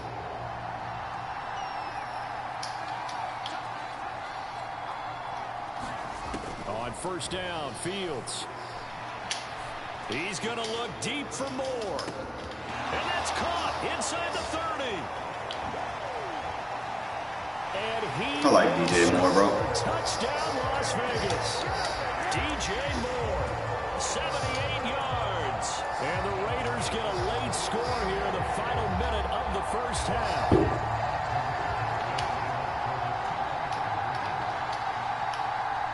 Now they send a man in motion right. They'll try and run it here. And he is going to be stopped short. Shouldn't have chucked too early. Mark him inside the 1. He just couldn't keep churning those extra few inches. And the 2-point attempt is turned aside. On is the Raider kickoff unit now as they will send this one away. And that one bounces out of the back of the end zone, so we'll start the drive at the 25 on the touchback.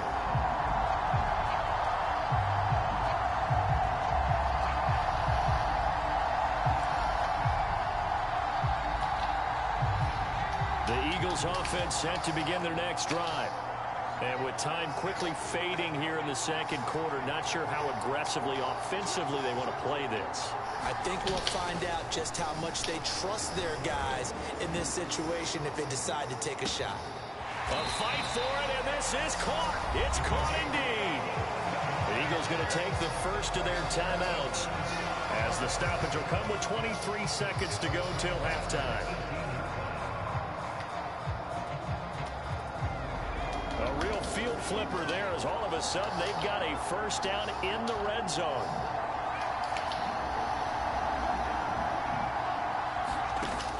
Back to throw. Bledsoe escaping the pressure right. To the goal line, but it's incomplete. Well, no surprise there. He was looking for one of his favorite targets again as soon as he left the pocket. But the coverage was good downfield. They got right to the receiver and helped prevent that completion.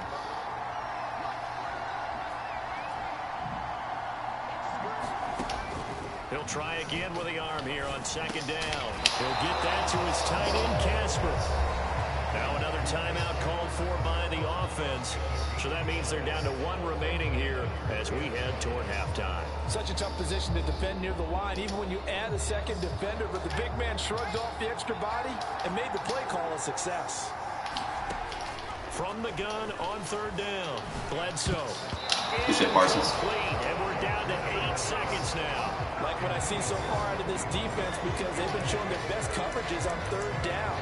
So far, only allowed one conversion on a handful of attempts.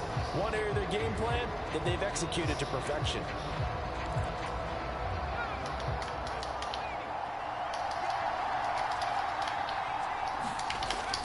On fourth down, Bledsoe dancing to his left. This shit sizzle. Can't do anything with a football. It's a sack and a turnover on downs.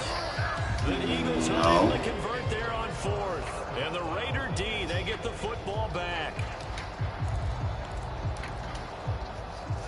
The Raider offense set to get this drive started. And they'll have time for one play. That's it. 3 seconds to go before intermission. Fields throw pulled in by Kittle. And they're going to get this beyond the 40 before he's taken down. That's it for the first half. 2 more quarters to go. We'll have plenty more to see after the break.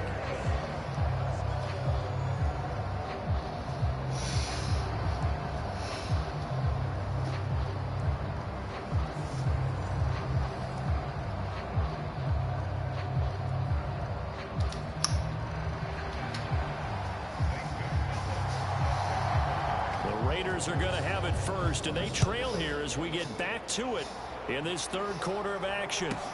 Taken at the 15, a short kick. And they'll get him down inside the 30 at the 27.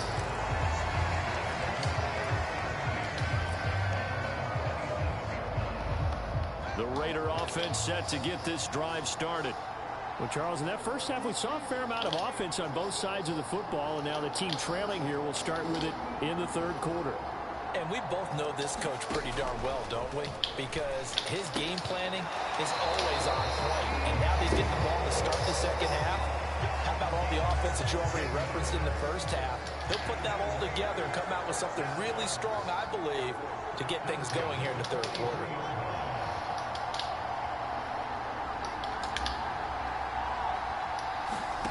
Fields on first down. The tight end Kittle has it on the left side. On the move past the 40. And they'll wind up getting this one all the way down inside the 20. 39 yards the distance covered on the catch and run. So the big play means just like that, they'll operate from the red zone now on first down.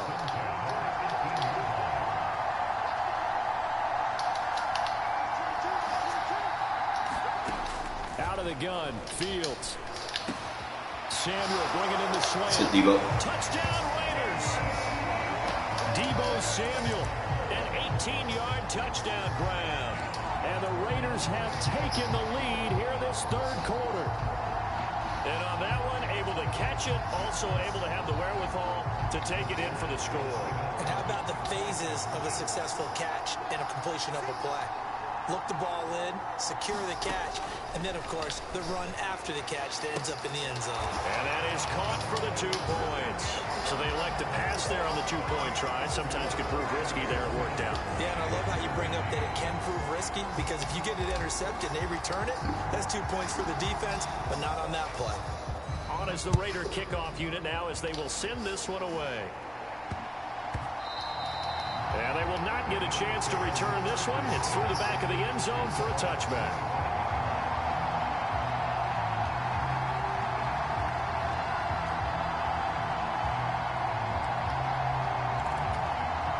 The Eagles offense set to begin their next drive.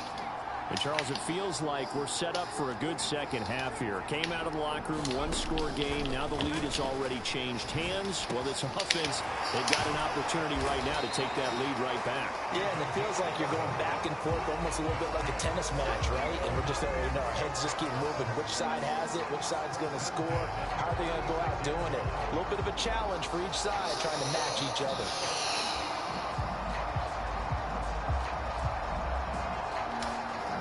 So from the 36 now, 1st and 10.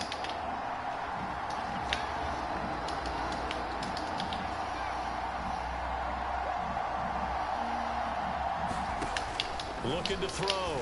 Bledsoe. This will be caught by Harold Carmichael. 2 yards on the pickup there, and that's going to bring up 2nd down. Good throw, good catch, but I really like the route. The drag and being able to run away from defenders, hard to stick with them for that long. Yeah, better against man than zone, or better against man, because now you're running away from someone and you're not running into a defensive player in another zone. To throw on 2nd down, Bledsoe. And this throw a bit late as he couldn't reach back for it. Easy to tell who they're targeting on this drive. He caught the first 2 passes, but then this time unable to hook up. But I don't think that stops them from continuing to go back to him, do you? No. I mean, they've got a plan. They're trying to execute it. And after that 2nd catch, I saw him in the huddle. He said, hey, let's go back one more time. Didn't work there. On 3rd down, Bledsoe flush to his right. And he's caught on the sideline, but he's not going to have a first down. They say he was out of bounds. So a big call there that brings up 4th. This defense is continuing to contest every deep ball that is thrown downfield. And look, it doesn't matter whether you're playing man or zone. Eventually that becomes man on man. And you've got to trust yourself and go up at that moment of truth and make a play on the football. They're indeed going for it as they look to throw. Flushed out right. Man open. Harold Carmichael complete. And he'll take this to the other side of midfield before going out of bounds. A curious decision to go for it, but it pays off with a first down.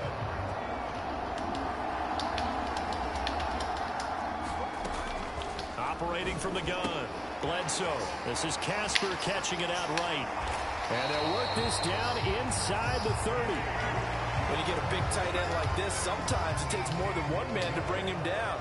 Oftentimes, your best bet, just jump on and hold on and wait for your teammates to arrive to help get him. Nowhere to turn here, and he's going to go down. Back at about the 37-yard line. Looking to throw on 2nd down. Bledsoe. And his throw here is incomplete. Well, partner, guaranteed they approach this play with the idea of making up ground to make 3rd down manageable. Unfortunately, with that incompletion, right back where they started on the last snap. Now they need a big 3rd down play in order to pick up the yardage needed.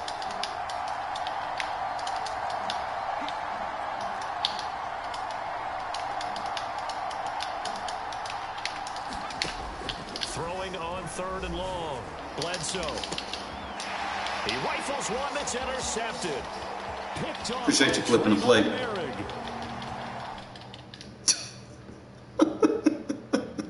My quick adjust, bro. When I be on point, you flip the play, I quick adjust. You flip the play, I'm gonna go back and flip my play and quick adjust. I know exactly where I need my guys.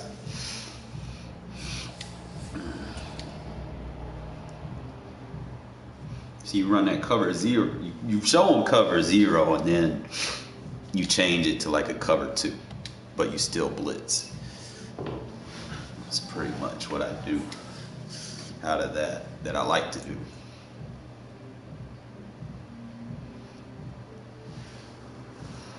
Like how we getting our. Give me one of them 92s. They ain't give me shit.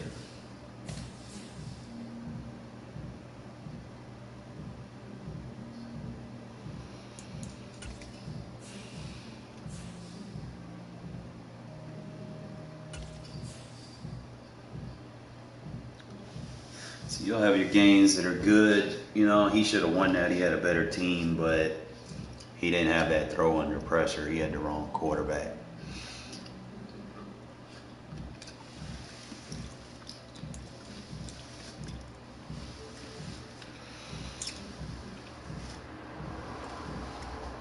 You would literally need Fearless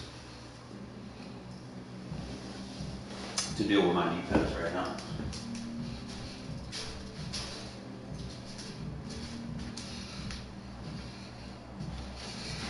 With Charles Davis, as always, I'm Brandon Gaudin. Charles, you talk about storylines in this one. I think it begins and ends with our two quarterbacks, certainly two of the best in the business. And nowadays, I don't think you can get by for long periods of time without a top-flight quarterback. The way the game is played, with all the responsibility he has, got your team flows through him. If he's not on the top of his game, grind it up right now, bro. Benefit at all. Regs gonna be these little mode right here gonna be hit. Unless you got some money at this point.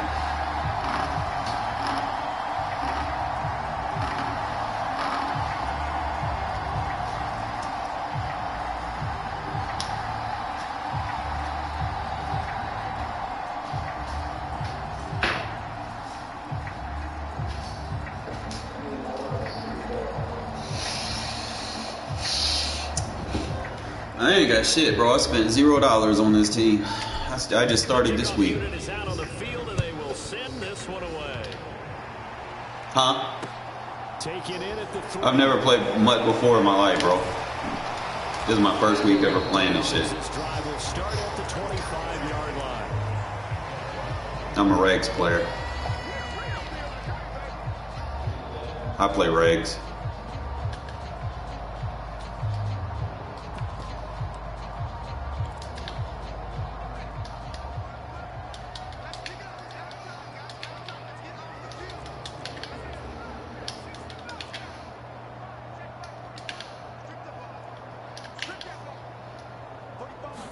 Throwing first play is Herbert. That's caught by the Hall of Famer Casper. And he's going to get a good gain of 9 here up to the 34. A good safe pass there right off the bat. That's almost a rhythm play. That's what we like to call it. Get them into rhythm early, something safe, something they're confident about, something they feel good. And once that's completed, then you just keep moving from there because the confidence elevates. That one a first down pickup of 8. I like it, I like it, I like it. Get everyone involved in the passing game, and you know you can create those great mismatches throwing it to your guys out of the backfield. And on the first drive, that can also help establish some rhythm, right? I think so. It gets everyone involved. They feel like they're part of it. It really gets them amped up as they go forward. Being chased out left. And the throw left sideline here is caught, but they'll rule it incomplete. Couldn't keep his feet in. Second down. Really good coverage all over the field. It took away his intended read and almost dared him to try for his guy out of the backfield. No surprise on that one. It doesn't connect. Herbert back to the air, eluding the pressure right. Herbert has it knocked free. Fell for it. Raiders pick it up. Regs player 1, MUT player 0. It's a fumble return for 6 and a Raider touchdown. It gives some kudos to the defensive coordinator, I think, here. They bring the blitz, they dial it up, and it turns into 6 points for them. It's so nice to hear you actually give kudos to the defense. It is so nice. You're such an offensive guy like that. I love it. He dialed things up, and boy, a big play resulted for his guys. Well, you like the credit to the defense there, right, my friend? Yeah, you don't I ever. Regs player on top. Not messing around. You get the quick touchdown, and then you go for 2 to go up 8-0 here on the road. Versus a paid team. They hit him with a big shot right away. You don't throw a jab after you throw the haymaker, right? Go ahead and go for 2. They did. Good hit, White. And up to about the 26-yard line, just across the 25. I had just started playing this like a few days ago, bro. I've never played this shit before in my life. About set to get this drive started. I stream everything, bro. I ain't got nothing to hide. Herbert setting up to throw on first down. And that's going to be incomplete. Too tough to hold on to that one. It's second down. Stream every day, bro. Check me out. Tight ends around, and I've seen him pull in balls like this before. But how about a little credit to the defense forcing that incompletion? So now 2nd and 10 after the incompletion on first down.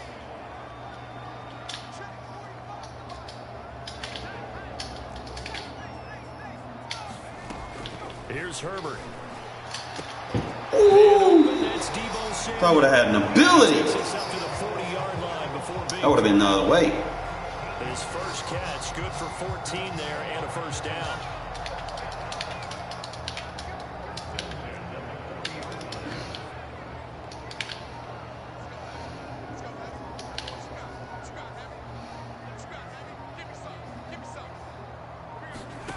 Now it's Herbert. Escaping the pressure right. That's complete to Bettis. A nice little juke. And he'll be out of bounds just shy of the 40. Another big hitter there. This one good for 18. I think when they look at their offense, they think to themselves, weapons everywhere. And they want to move the ball around. They want to spread it to different people. But you absolutely know they want to get this man involved as well. And that's what they just did on that play. A pass complete there to Crabtree. And they'll wind up getting this one all the way down inside the 20. So the ball down to the 16 here for 1st and 10. First carry for the Hall of Famer. It's the boss, Jerome Bettis. And the Packers are going to have a 1st and goal as some good running there gets him down to about the 2-yard line. Knocking on the door.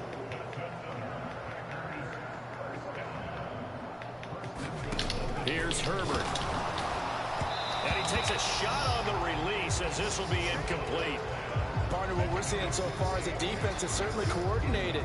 Both levels doing their jobs in tandem. The back helping the front helping the back. The pressure got home on that last play and forced him to try and throw through contact and short of the sticks. And they'll turn to the power game to try to get in. And he gets halfway there down to the 1-yard line. This Raider defense not giving in. They'll try to hold once more on 3rd and goal. And they'll let the fullback try and take him home. And he'll take this into the end zone for a Green Bay touchdown.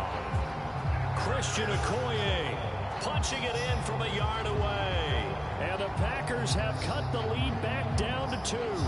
Talk better than that.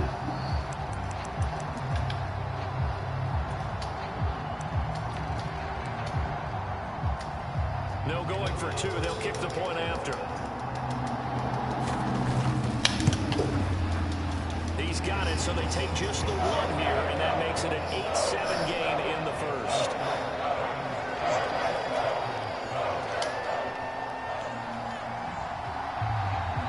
Out is the kickoff unit as they run up and send this one away. Fields it right around the goal line. And he had no room to run as he's tackled down inside the 20.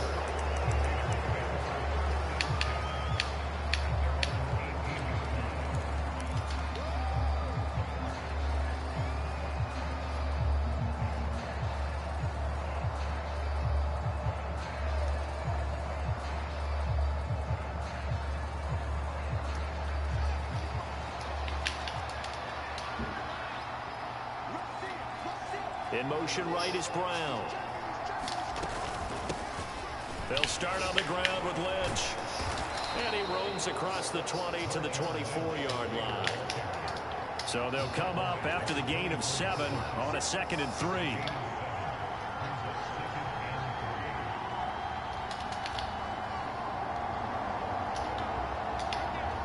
They'll send a receiver in motion to the right. They'll fake the handoff. Now Fields. And a loose football. The Packers pick it up. Inside the 20. He stepped out of bounds. And he will bring this one back. A fumble return for a Green Bay touchdown. You only got that because you paid for your team. Play by the defense, not only to force the fumble, obviously, but to return it for a touchdown. And I know it's no because you paid for your team. Offense, but isn't it fun to see how a defense rallies when there's a fumble return and everyone tries to find someone to block and bring it all the way home? I always like their celebrations because they don't get there that often. No, they're not choreographed very well usually. We are in for a good one as we're through one on EA Sports. So the Packer kickoff team set to go as they will kick this one away. And here comes a return from the middle of the end zone. And not a good return here at all as they'll be forced to start at the 12-yard line.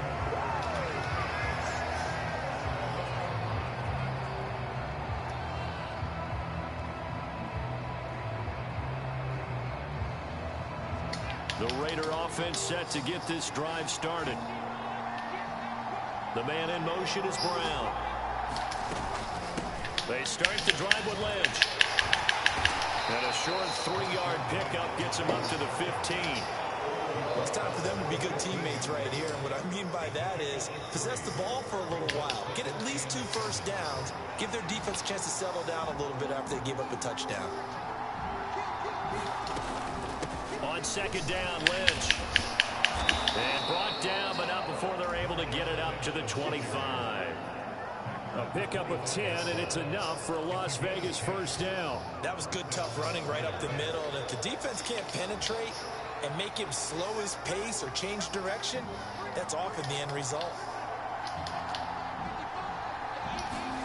Now a first down throw, Fields. This will be caught by Brown. And he's upended at the 33 following a good pickup of 8.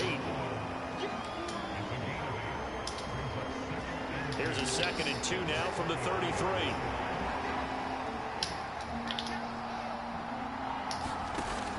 To throw is Fields. And this one incomplete. Too much contact to hold on to that one, and it's 3rd down. After the incompletion, here now 3rd and 2. Moore, the man in motion. On 3rd and short to give to the tight end. And he's able to get the first before he's taken down at the 36. A 3rd down gain of 3 yards, and that'll be enough. So from the 36 now, 1st and 10. In motion left comes Brown. First down, the run with Lynch. And he'll manage to pick up about 4. It's 2nd down. And give him 4 yards there. It'll be 2nd and 6. And we've hit the 2-minute mark in this first half of action.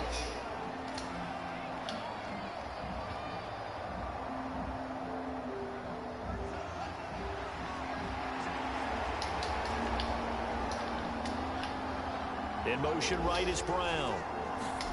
One play action, Fields. This one into the hands of Kittle, the tight end. And he'll take this to the other side of midfield before going out of bounds. 14 yards is the pickup there at a Raider first. That's a nice catch there. Remember, he had the fumble earlier. No way he was giving up the ball in that situation. Secured it tight to his body and picks up the first down.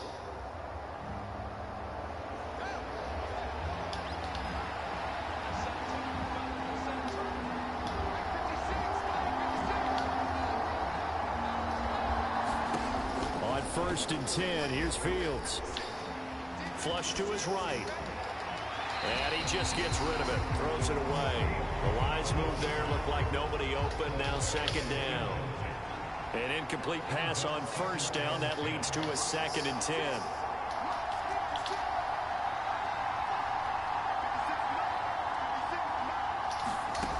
Fields. And this time he's got the hook up. It's complete. And he'll be brought down inside the 40-yard line. They gave up the completion there, but this is what zone defenses count on. Catching the ball and not much run after the catch. A good chance this is 4-down territory if they're unable to convert. But right now looking at a 3rd and 3. And he's going to have the first down, yardage to the 35. give them the third down conversion, 5 yards on the play. That's quite a spot there for his first carry of the game, but obviously they had plenty of faith in him, didn't they? No question about it. And here, why not go with the fresh legs? Able to push forward, pick up that first. The throw on the quick slant going to be complete. And he's going to get this down near the 25. A good position to be in here, 2nd and inches. They'll bring a receiver in motion right. An inside give, Brown. And he'll take it down here just shy of the 15 at the 16-yard line. The Raiders going to use one of their timeouts as they stop it here with just under 40 ticks to go in this first half. So the ball down to the 16 here for 1st and 10.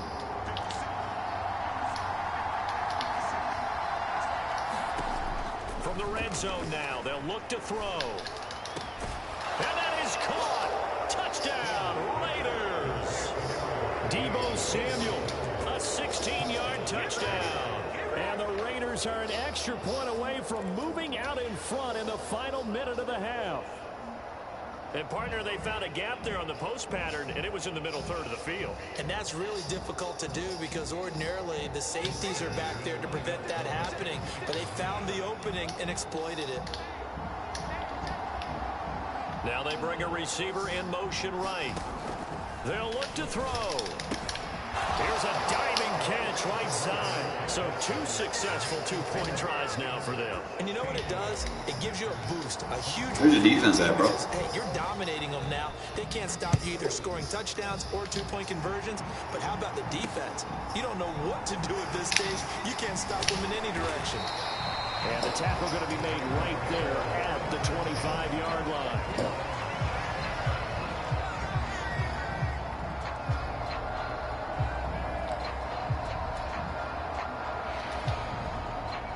The Packer offense ready to get their next drive underway. And with them trailing, there is still enough time to try to string a few plays together, maybe get into field goal range. Where you going? And he can't find a receiver, and he's brought down. Micah Parsons. What a play by him. That's going to go as a loss of 13. And they line up now for what will likely be the last play of the first half. The final shot before the break for Herbert. Airing one deep for Crabtree. And that will be incomplete. Tried to dial up the long one way out there, but it'll be 3rd down. And that'll do it for the end of the 2nd quarter. This is the NFL, and it's on EA Sports.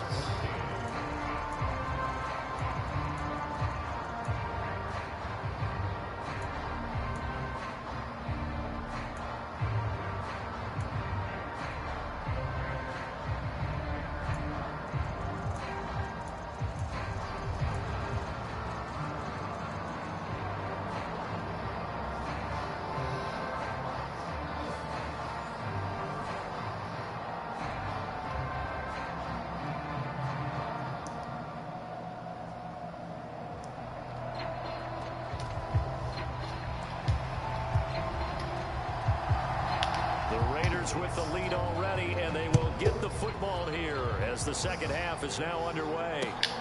Taking it about the 1. And he will be brought down here inside the 20. Good coverage as he's dropped at the 17. The Raider offense set to get this drive started. Moore, the man in motion. 3rd quarter starts with a run from Lynch. And he almost gets this to the 30, taken down about a yard shy. Nice way to start the drive, a gain of 12 and a 1st down.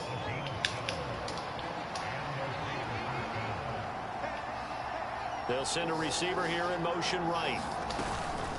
They run again on 1st down, Lynch. And he'll lose yardage here, going down back at the 28. They'll lose a yard there, and it's 2nd and 11.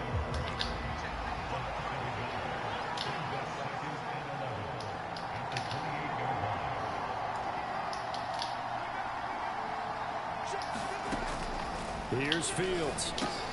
That's going to be caught by Samuel.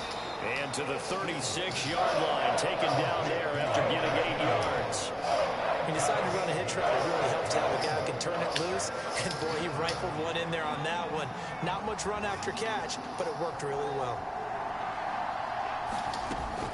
They'll run it. Here's Lynch. Will be smoke. And he'll be taken down, but not before he gets into enemy territory. 50 yards now on the ground on just 7 carries. We don't talk about it very often, but sometimes there's a dip in intensity when you start the second half, which can manifest itself in some sloppy tackling. And how about right there? He ran right through that weak tackle attempt. So into Packer territory now. Here's 1st and 10 at the 48-yard line. Moore, the man in motion. Again, they'll pound it with Lynch. And he'll take this ahead for about 4. 2nd down coming up. Well, the end of all that hitting and hollering, it was a 4-yard run, so the offense is going to go back to huddle and feel pretty good about themselves. Defensively, you have to feel okay because you didn't let it turn into a bigger run. But the goal, shut it down for 2 yards or less. That's when you start to feel good about yourselves.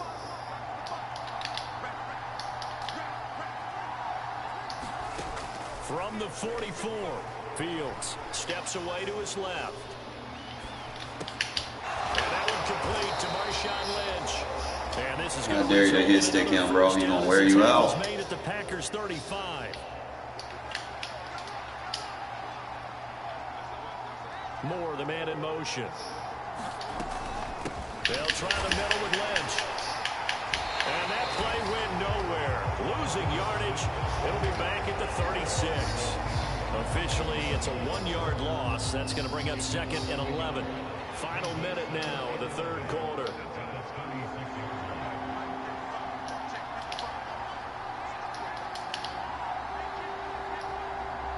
They'll bring a receiver in motion right. On 2nd and 11 now. Fields. Throw left side complete. That's Jacobs. And he gets us down inside the 35 before going out of bounds. Out of the huddle now for play number 9 on this drive. This is 3rd down and 8. Back to throw. Fields. Flushed out right.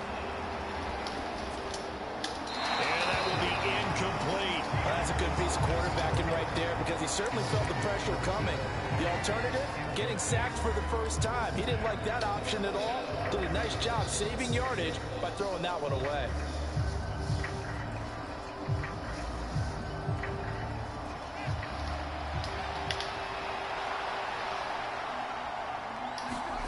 On 4th down, Fields eluding the pressure right. And he's brought down. Can't do anything with a football. It's a sack and a turnover on downs. The Raiders try it on 4th down, but to no avail. And the Packers D comes up with a big stop. About set to get this drive started. The Green Bay offense at the line. And here we are almost through 3 quarters of play, and this passing game still has not really found any kind of rhythm. Put it mildly, because they're not even over 100 yards yet. And in today's NFL, where it's a pass-first league, that is quite surprising. Not many teams patient enough to stick with the run. Everybody wants to advance the ball through the air. They've got to get their timing back. And as they come to the line, they will not be able to get off another play as time has run out on this 3rd quarter. You are watching Madden Ultimate Team on EA Sports.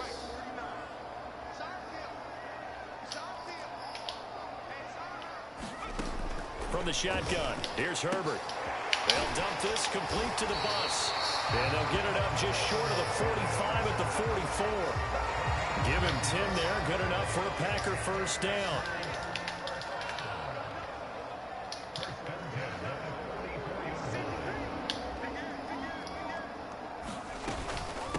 The middle they run with Bettis. And this will be taken across midfield and into Raider territory.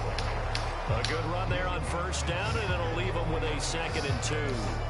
And there we saw one of the downsides of blitzing during a rundown, because sometimes you get out of your gaps. You don't fit the run quite as well because you're headed towards the ball carrier with abandon. From just shy of midfield, Herbert. He's got a man, complete, touchdown, Packers. Michael Crabtree, 49 yards. And the Packers have taken a 4th quarter lead. Now the extra point. Oh, this is blocked. This is going the other way. Taking it right down Broadway. The 40. The 20. And he takes it the distance across the goal line for 2 points. Boy, I think I need an oxygen mask after those last 2 plays, CD. The long touchdown followed by the even longer return on the block PAT. I wonder if after that long touchdown, if someone actually needed a play off and didn't take it, and maybe that was the breakdown in protection led to the block.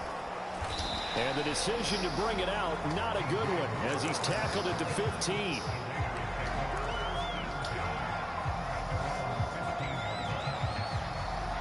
The Raider offense set to get this drive started.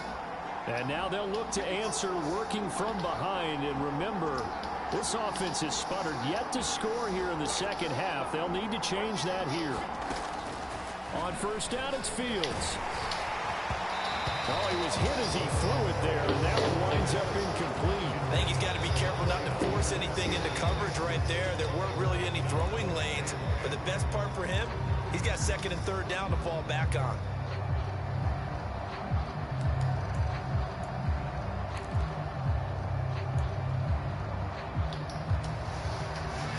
So after the incompletion on first, now second and 10.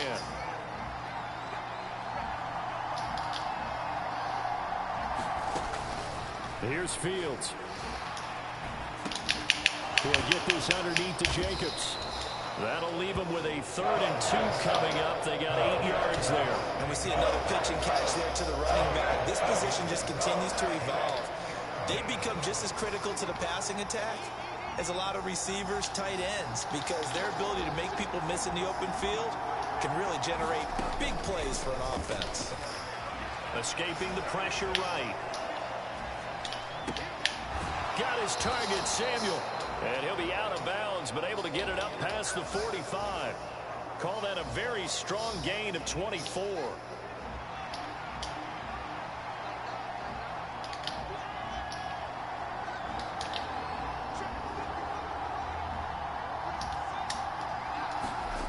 Throwing again is Fields. And he will find the open man. It's DJ Moore. And he'll be taken down, but not before they work this to the 45.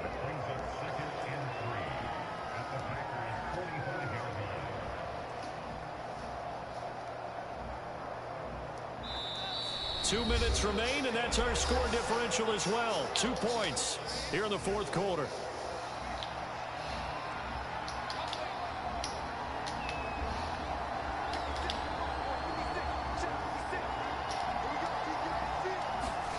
From the 45 on second down, Fields.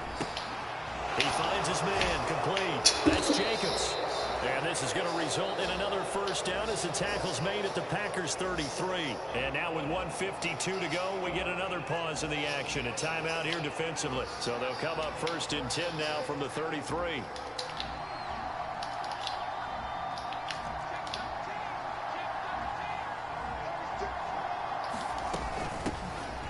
Here's Jacobs from the gun. And he'll be marked down at the 26 with a gain of 7. I like it. I like the call. Still an opportunity to run the football and chew up a little more time off the clock.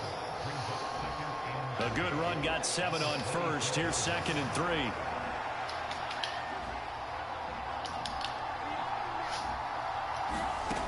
Here's Fields. Throw right side is going to be caught by Samuel.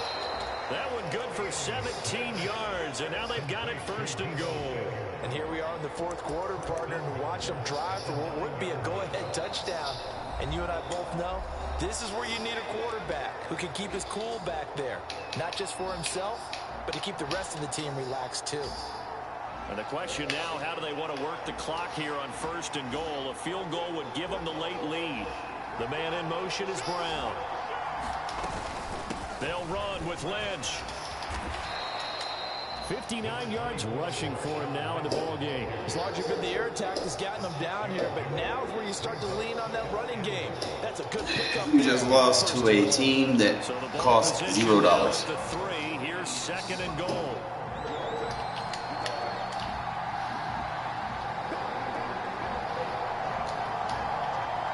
Now they send a man in motion right. They try again with Lynch. He takes it across for the touchdown, and they've taken the lead late in the final minute of the fourth. Wow. Wow. What a game this has been, and what a drive that was, Charles, to take the lead here late in the fourth quarter.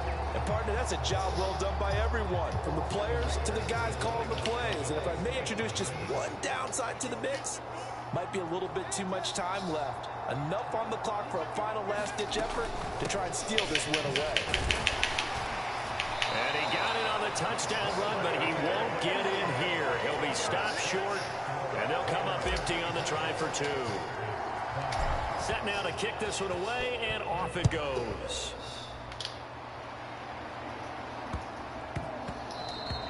And they'll let that one go as it skips through the back of the end zone for a touchback.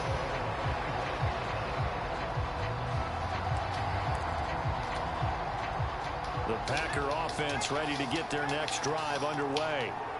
This drive here beginning probably with a pair of motivated groups. Remember, the offense scored a touchdown on their last time out, looking to repeat that in Charles's defense. They were very frustrated after giving up 6 the last time on the field. And frankly, it's just a battle of wills in a lot of ways, because you know they're both motivated, they both game plan for this drive, and they both have specific outcomes in mind. To me, it just comes down to who can execute better and which side can step up and assert its will over the other. Throwing, Herbert. Quick throw knocked away and incomplete. Back-to-back incompletions, but we know this is definitely 4-down territory. Time not on their side. I don't think they want to try and get the first down in 2 installments. I think they got to go and get it right here, right now.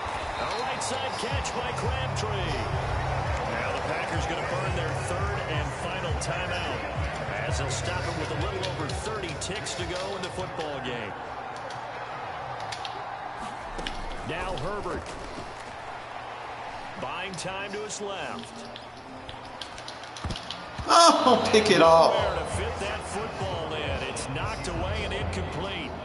Well, you know they're going to look his way in the 2-minute drill, but that time he was blanketed, and they forced the incompletion. May need some teammates to step up in this spot.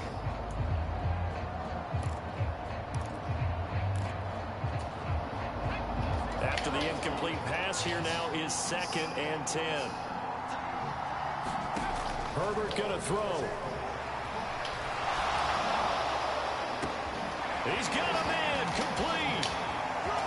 And he's across for the man bumped in there, man. It's likely a game winner here in the closing stages.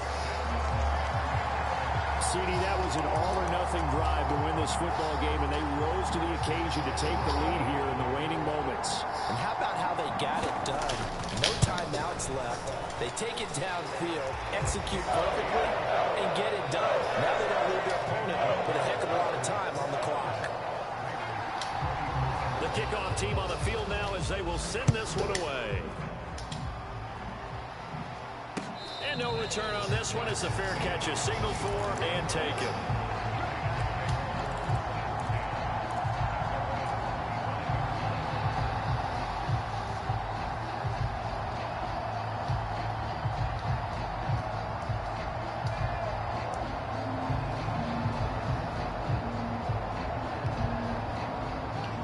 The Raider offense set to get this drive started.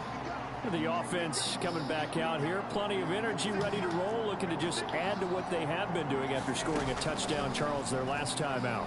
And that's a great feeling to have on the sideline, partner, knowing you just won the battle against the opposing. Well, he forces one there. It's a potential dagger as it's intercepted.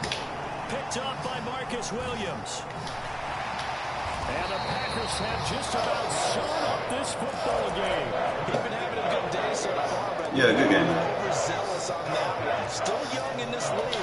Has to learn to try not to do too much on an individual play because, as we all know, sometimes less is more. And throwing away is preferable to making the big mistake. And that'll be good for 8 yards to the 40. Save more time off the clock when I had the ball. That and then especially there in the fourth quarter, both offense and defense were clicking. They're going to safety issue I got going on. Boy, are they ever, because the deficit they faced certainly wasn't small. They obviously did not give up on that one, and in the end, how about that come from behind victory? I don't know what happened to my safety. I brought him down.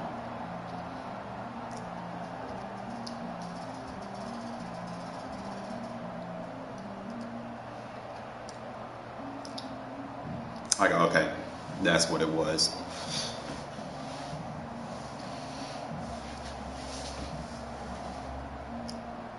That's exactly what it was. We had 4 guys to the left.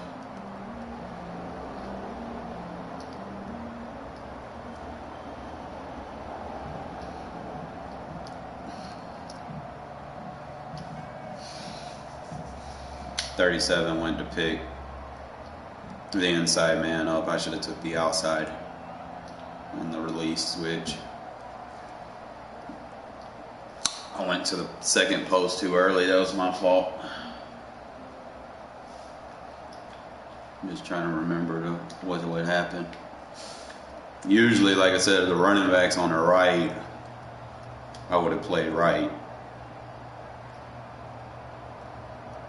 Outside quarter is going to pick the second man up. So basically, it's a shift. Corner stays Meg on the outside left, but he kind of gets beat, so the help shifts to him. The safety bells to the post to the left, off his man. Quarter drops to defend the flat, so it's fine over there. We got the quarter to the flat. And the only thing that bugged out was the right, and I could have probably manned him up on the 3 receiver side.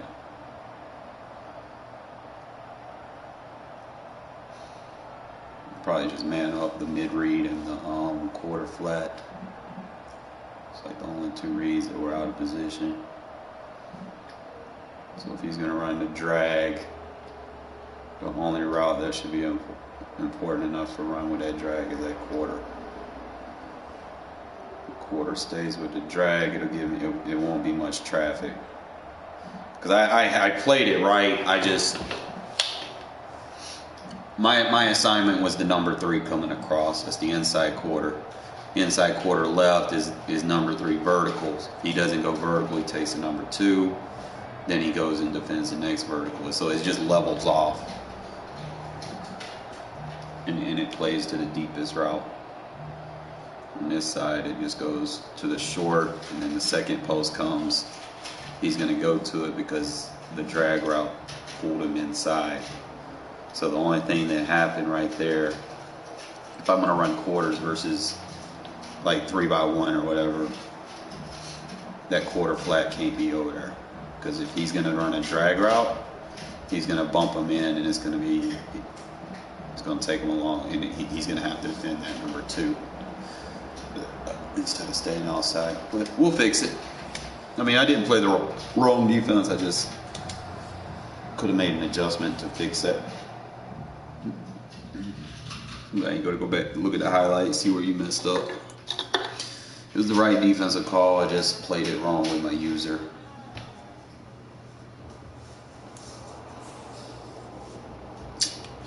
So lost. Ooh, we got a monster token. 15 pass deflections with him in my lineup. So that means we can level up our next guy. And I'm not really going to level Douglas up yet. I'm going to level up my second guy. Let me see. I think I can go ahead and just max out Claypool.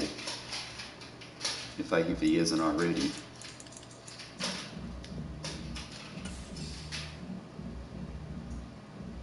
He technically is.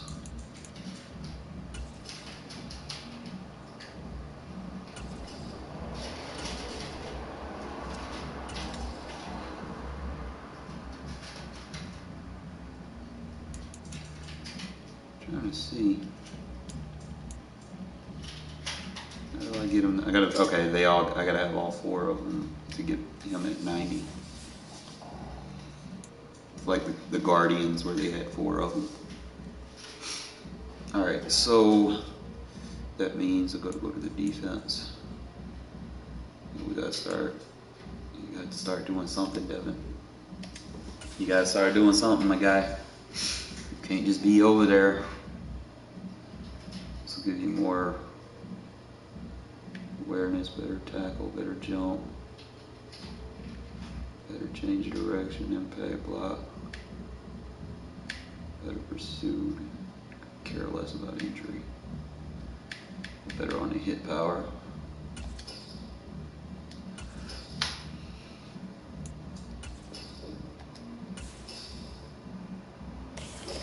You know, you got 88 like that. I wonder what abilities he has.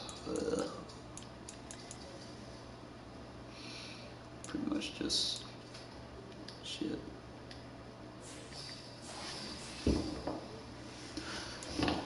I got you, kitty. You always come over here when you're hungry. You still got a little bit of food. That's the only reason you jump on me when you want something. Because you don't like to be held. He normally not like this, fellas. He only jump on me when he wants something. That's the only time he jump on me. It's a matter of time before I figure it out. Like I said, I need to upgrade a safety, bro. And I think that Harrison was pretty cheap. I think it was like $60,000. And I can go ahead and pick that up. That'll handle some of my woes in the secondary that I'm having with Woodson. I mean, I like you, Woodson, don't get me wrong, but you're not high enough to defend some of the players that I'm getting matched up against.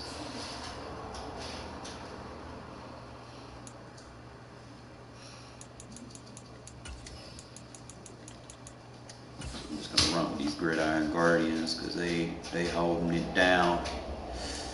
POP holding it down.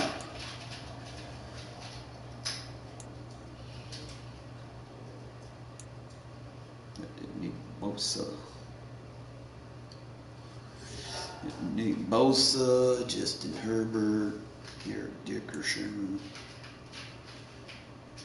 Ain't looking for none of that. I'm just looking for that safety.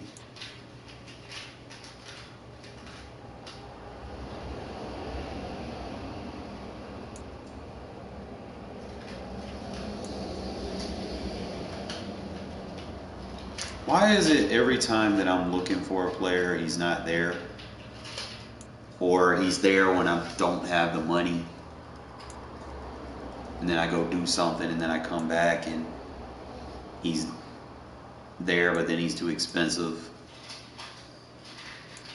It's like the world we live in.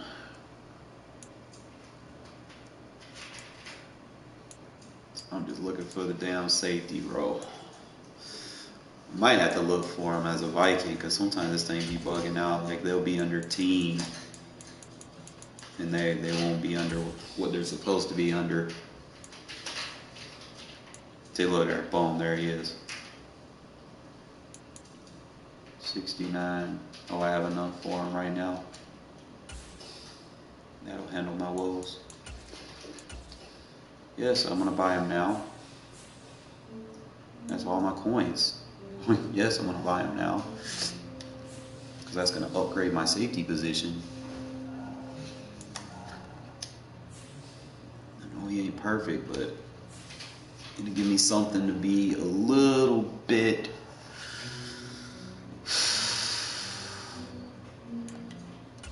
more contendable against those fucking Dave Caspers and shit.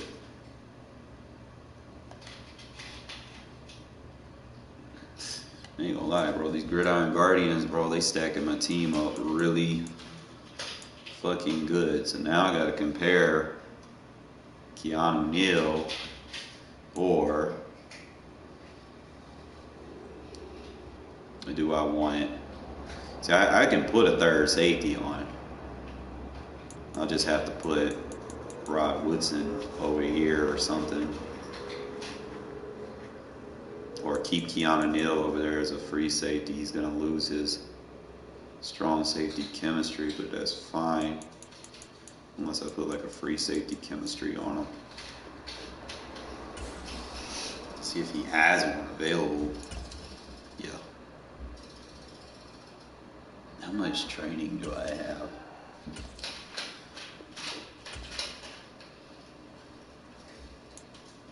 Alright, so he got that 1 AP lumberjack. That's why I like him, bro. And if they give us more AP, I might invest in some out my ways. Alright, so now we got that taken care of. We changing up. He gonna give us more speed and acceleration, better tackle, better play rate, better pursuit, better zone. He's gonna be better height, but I think him compared with what's his name? It's gonna boost him. Yep, he got boosted to an 89.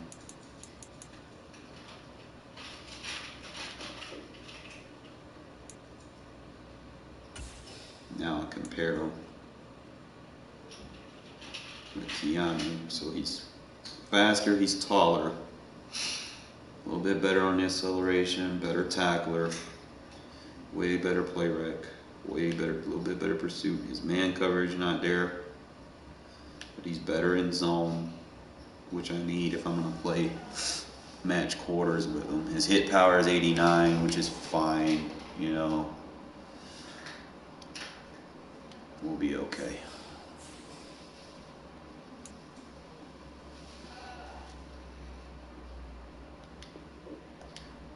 Wonder if he comes with any 1 AP stats.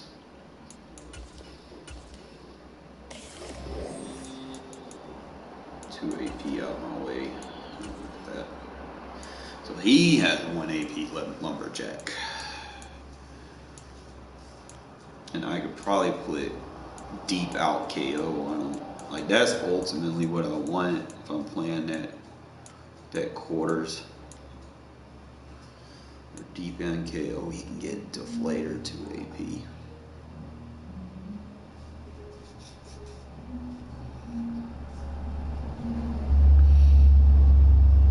Really just depends on what he's got to have that 90 hit power to get it, so he's not going to get that anytime soon. So I could put the deflator back on Keanu.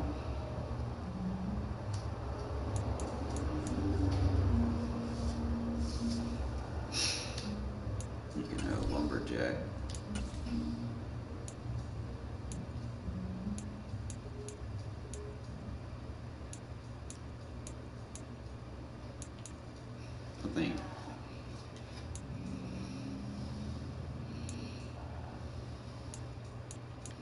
I think reinforcement for a safety is probably the best.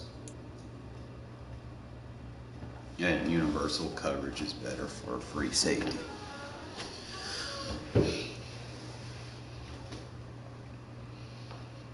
If I'm just being honest.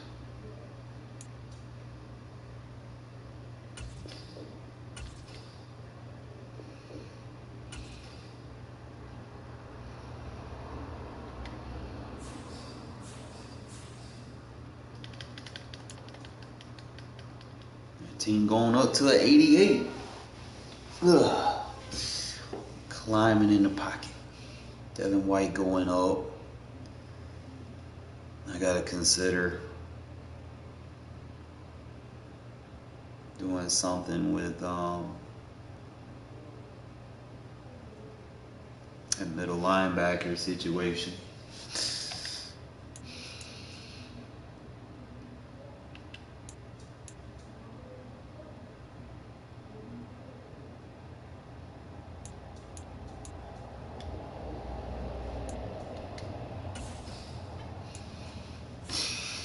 Need to compare him, like he good and stuff. He my best guy, he got that good strengths.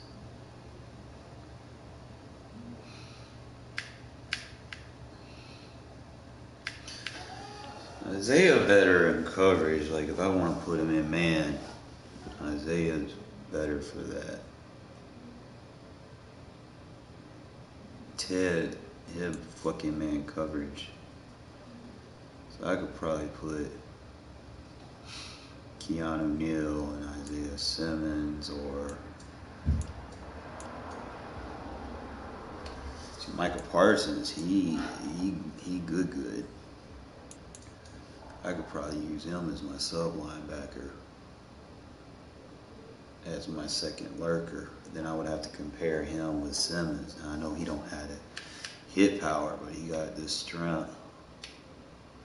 He tall enough. He got good pursuit. He's 80 man, 85 zone.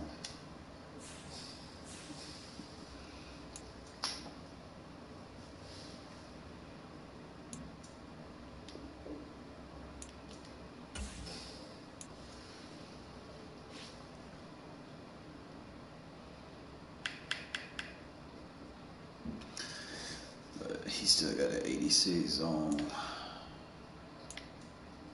Trying to figure out, Keanu got 80 man, 86 zone.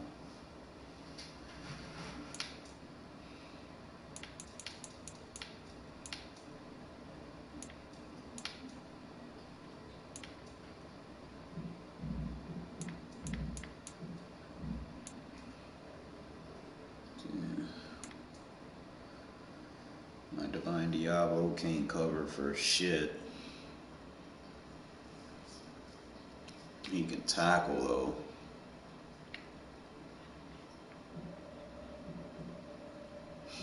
Probably gonna let Divine Diablo go.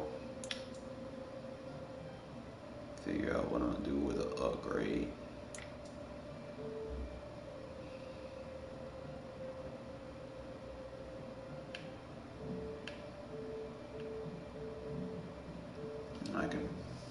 I could definitely use him on that weak side as a backup with that 91 hit power. And like I said, he can cover, so he's probably best suited to be a will linebacker. Only thing is, that's gonna hurt my theme team with Diablo. But right now, I don't need to be worrying about theme team because they ain't got no 99s yet. So what I'll do with Diablo is probably just gonna put Simmons as weak side linebacker.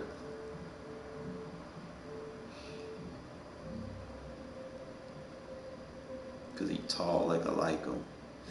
I like tall guys on the outside. Tall and fast. He got the 87 speed, 88 cell.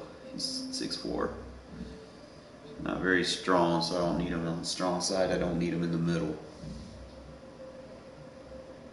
His tackle lacks a little bit, but he's got good, decent play rate. And you got that man coverage and zone coverage out the backfield. Like I cannot afford to just get rid of that. That's what I'm looking at.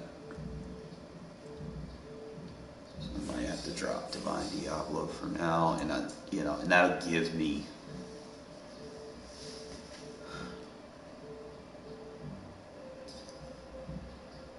Or I could just manually sub him. It don't matter.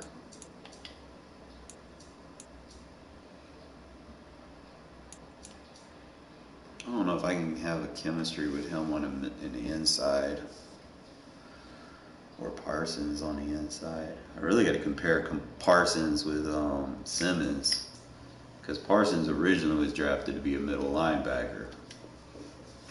He just so happens to, walk into a situation where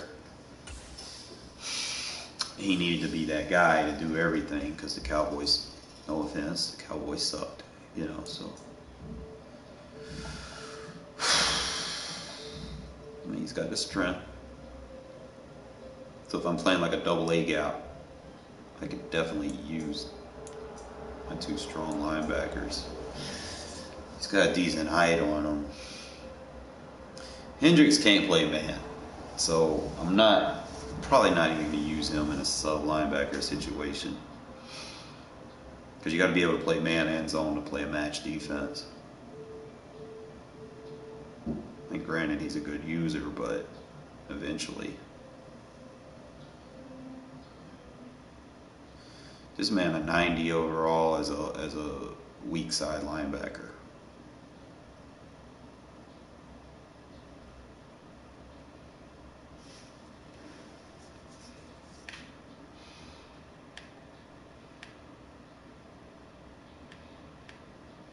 I mean, he got the solid finesse moves and shit, but I don't need him right there.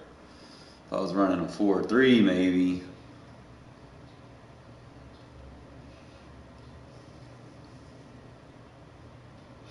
This be having me in a trance. I'm trying to figure out, like, I like him. Don't get me wrong, but I just want to find the best spot for him where he can get his plays off. He's a lurker, so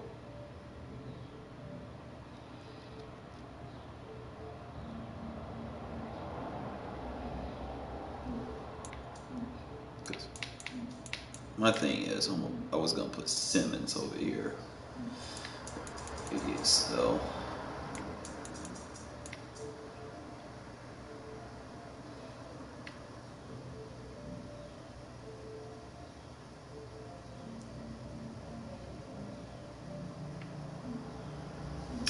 what y'all think, fellas? He's got the acceleration. He's got the height. I'd have to break it down, and it's going to come down to the tangibles of the jump and stuff like that. So I'll have to look at his individual traits. Sorry.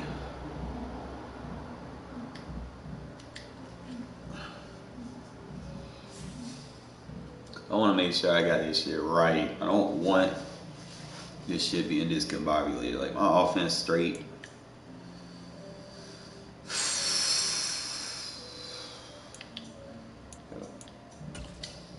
I should have got a next gen.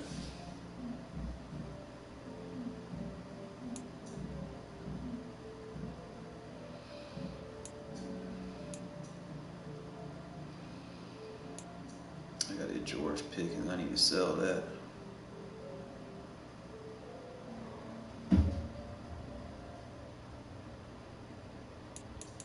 My Merrick's at 88.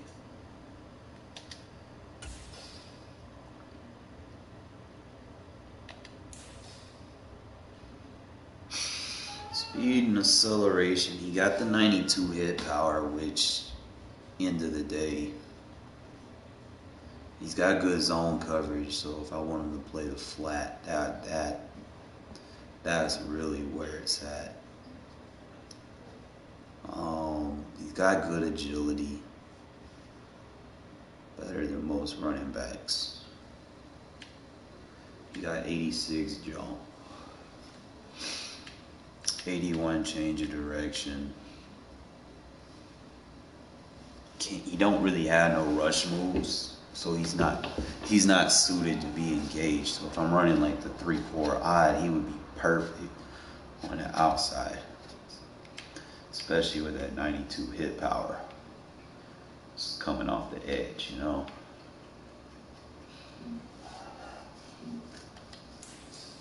I would have to change his lurker. I would have to take that. I mean, I could use him. I just gotta find the best thing for him.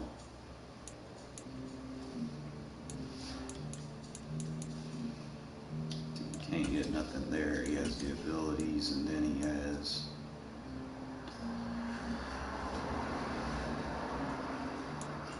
He'll get sacks if I'm running the 3-4.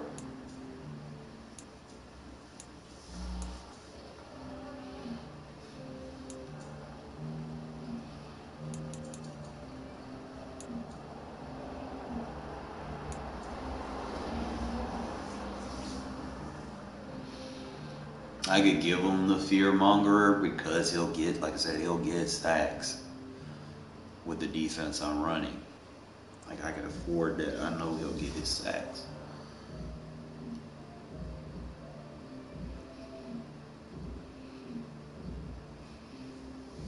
That's if he's engaged with a blocker, you know. Like, I don't really see any game changers. Like, I'd probably keep the lurker there.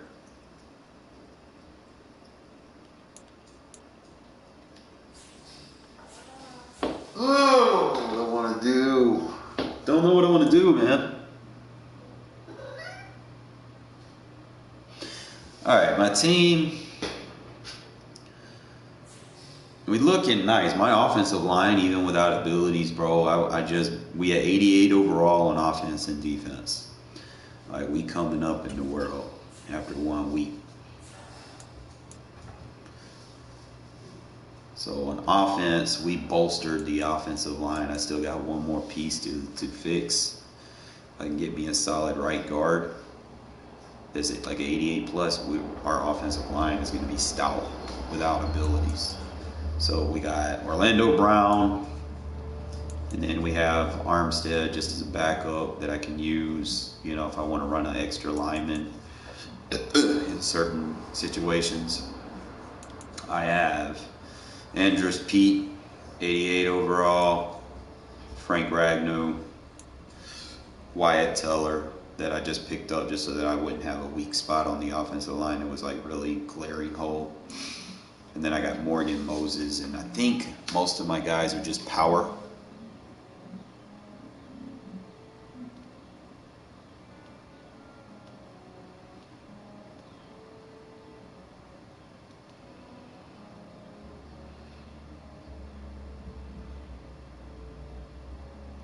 Bad.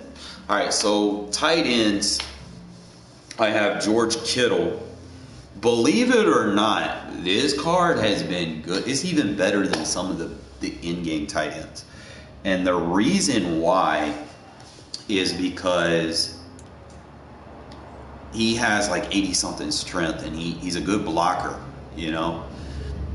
And people be sleep on that, you know. So that's why I haven't chose to try to upgrade him yet. If I can get Todd Heat, maybe. I got to look at the stats. And then Tremaine Edmonds, basically, he's my jack guy that I use at tight end and I use at fullback. He's a 90 overall at fullback. That's crazy. And I gave him the Vanguard ability with the honorary lineman. We got DJ Moore. He's still on the team. We got Chase Claypool maxed out. And we have Deebo Samuel that we got. Chenault, he's good, but, you know, with the top 3 guys that I got right now, you know, his production and CeeDee Lamb's production is going to go down. So my abilities are on Chase, DJ Moore, and Samuel. And I think I'm going with short out elite, mid in elite, and short in elite between those 3. Chase Claypool also has the 1 AP outside apprentice when you max him out. So I had to go ahead and do that. I'm looking for something to replace Brittain Brown. I'm going to keep Marshawn. Marshawn is my number 2. I need a number 1 that can kind of complement beast mode a little bit. And then I need a 3rd guy that can kind of spell and be the second, like, mini beast mode. Dante Culpepper, even though he's not rated higher than Justin Fields, I did have a game where I was, you know, because I don't have, you know, offensive linemen with abilities. Like, they were able to hold their blocks long enough for me to throw, but I was getting throw under pressures. So I put Culpepper in, and his throw under pressure is so much better. You know, so if you get into a situation, even though he's not the higher card, his throw under pressure makes a difference. You know, so that's my offense. Defense, I got the Trayvon Merrick All Conference 88. He's more of my coverage guy. I went ahead and got Harrison Smith, Gridiron Guardian, and I got Keanu O'Neal. I have basically 2 safeties with like. All 3 of my safeties are like 87 plus hit power. 87, 90, and 89 when they hit power. I got Rod Woodson. I still got to level him. I don't think I should be putting him on the field. Probably what I'll end up doing is I don't know. Probably put him back at free safety because he's not a box guy. So we'll swap Keanu and Rod.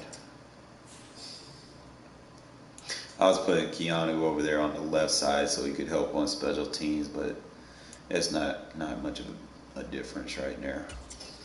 Woodson's rated better as a safety anyway.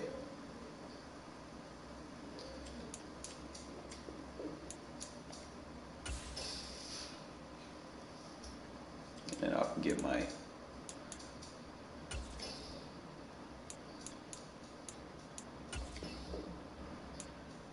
refund chemistry. And then just give him the cornerback one. Because eventually I'm probably just going to have him sitting there as a cornerback. Not, bro, like, it's not like Regs is done. It's, they don't update it, man. And there's no pass protection in Regs. It's not fun playing games and you're constantly getting thrown under pressures, bro. Like, I think I speak for everyone when I say that. Like, how many of you, like, legit want to play with your team, and then when you play with your team, the fucking tackles don't block? Like, that's just annoying as hell, bro. Like, you know you're the better player, but your AI players are just dumbing out. It's not entertaining to play like that. I can kind of see now why people only want to play with the top teams, because your team should not be getting dumbed down if you're a user controlling them at the end of the day.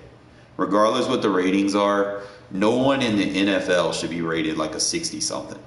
You don't fucking play football all your life, go through college, get coached in your entire career, make it into the NFL, get drafted to be a 60, 65, or 66 overall. Like, EA needs to cut that shit out. Like, dead ass. Like, and that's pretty much where I'm going to stay on that. Give people like boo-boo ass ratings. Like, fuck out of here. Alright, so again, like I said, this is my secondary. I went ahead and got the 88, also known as T-Sizzle Terrell Suggs. I got Devin White. I'm trying to get him leveled up. And my thing right now that I'm trying to figure out what I want to do is, do I want to put Parsons? Like, Parsons is good, but do I just set him on the bench? Like, he gets plays for me. Don't get me wrong.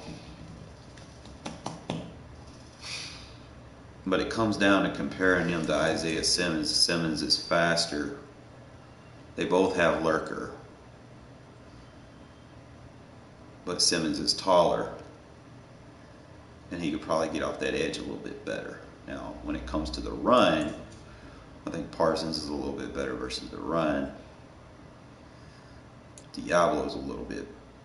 Let me look and see who my best run blockers are. Because eventually you're going to play games where you got to deal with the fucking run shit.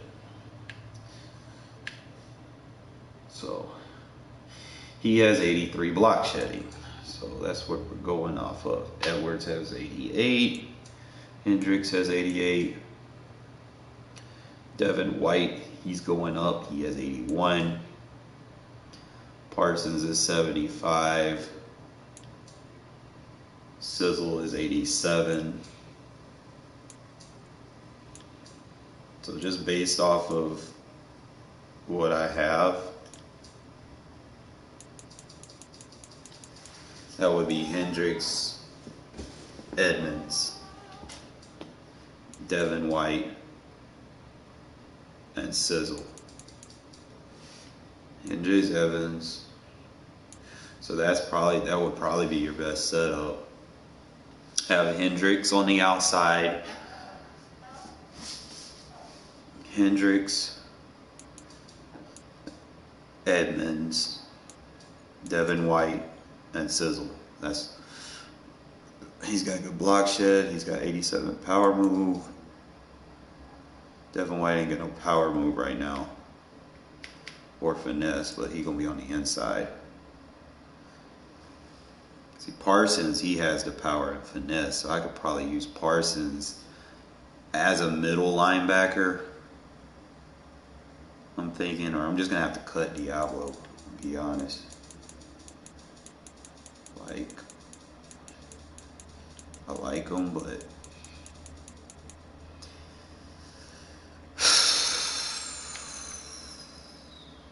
just really come down to it. Like, his acceleration a little low, his strength a little low. Like, size a little low. He don't got no finesse moves, so he can't really rush anybody. So I might have to cut him. I don't like cutting people because I might lose something on someone else. Let me see what we're losing on our chemistries. Because if I cut him, then we'll be at 19.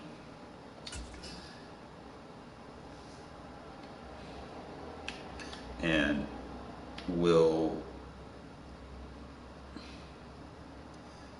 so we're really not going to lose anything. We gain a tier. I'm probably going to lose one of those, like the acceleration or agility. 1, 2, 3. I'm going to lose the acceleration.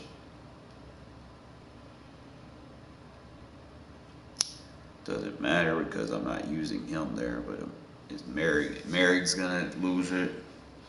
Lester Hayes is going to lose it.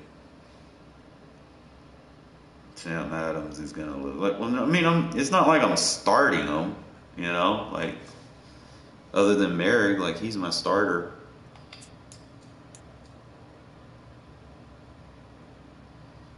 And I'm not using any receivers with it.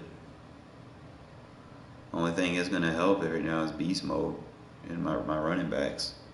So I could probably go ahead and do that. I think that would probably be the immediate upgrade. Like I said, as the months go and, you know, more cards become available, I think we can come back and rebuild the Raider theme that we want ultimately. But I think what we're going to do is we're going to start Isaiah Simmons on the outside.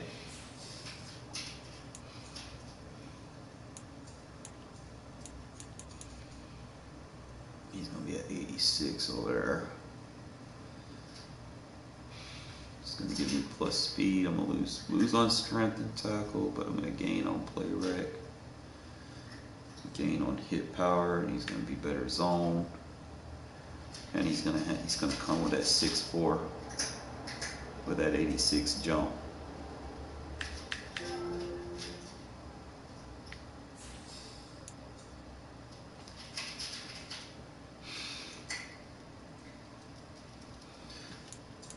And I don't really have any Cardinals, do I? I got 2 Cardinals. I don't even think they're enough for me to really worry about team chemistries.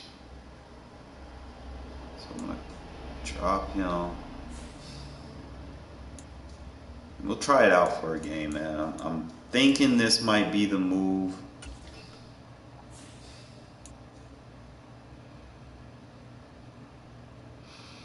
Hurts our safety because of the... I might have to move him to the inside just so he's on the team and see if I could put like a middle linebacker thing on him just so that my safety doesn't get just kind of sitting him right here. I don't use my 4-string safety. Just put, can I put a chemistry on him? Nope.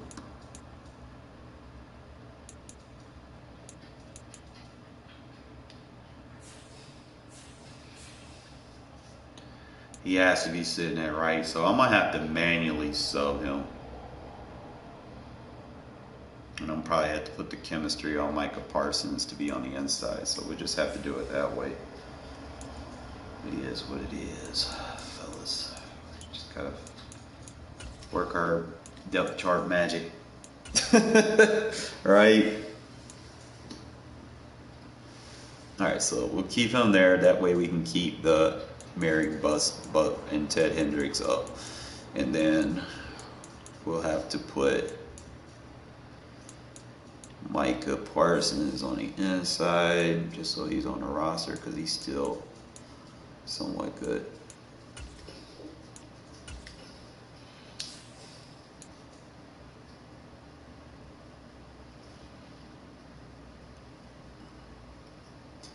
What I said the best setup was, it was for block shedding, it was Hendricks,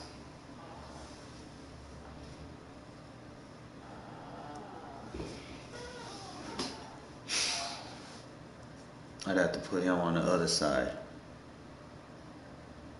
It was Hendricks, Edmonds, White, and Sizzle.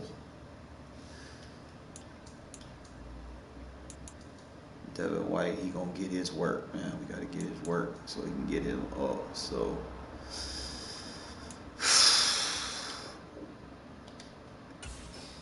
I don't know if I can get a chemistry on him for being at left outside linebacker.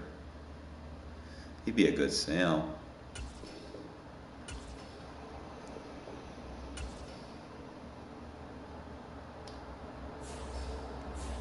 I think we'll do that. We'll make him our number 2 left outside linebacker. That way he's on special teams. So we'll put Micah Parsons right here.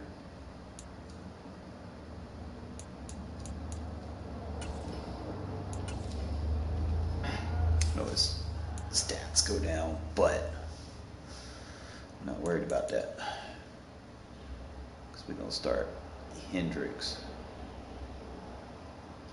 over here.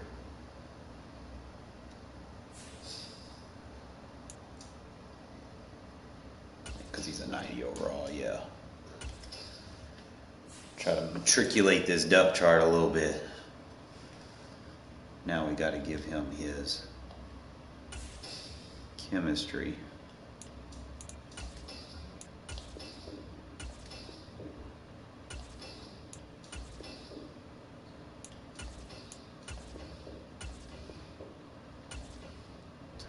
How do I not have enough training?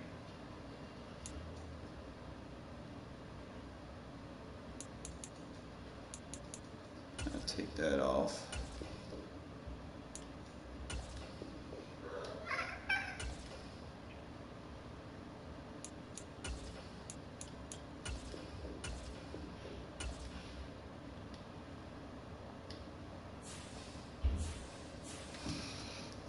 Gotta figure it out, figure it out. Where am I having abilities that don't need to be on there? I gotta put what's his name in.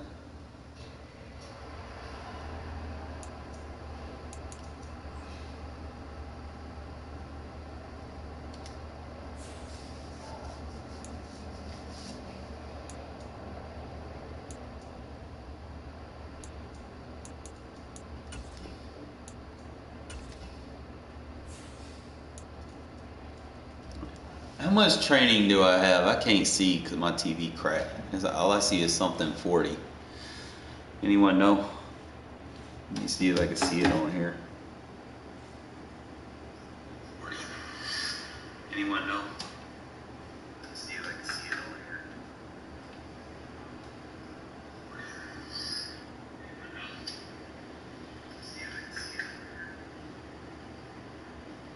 I can't even see this shit. This shit's so laggy.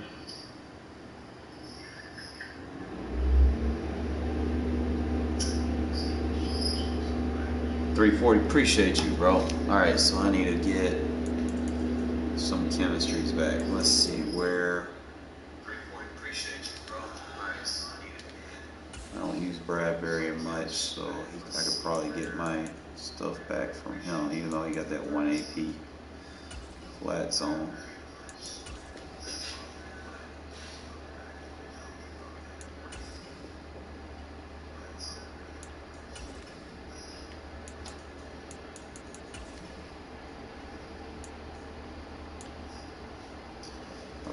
Flats on KO, but like I said, I don't use them right now.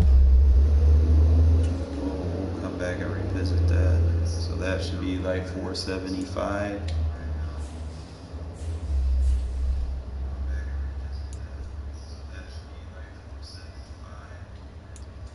Who else got an ability that I need to chop on? I don't use Derrick Brown.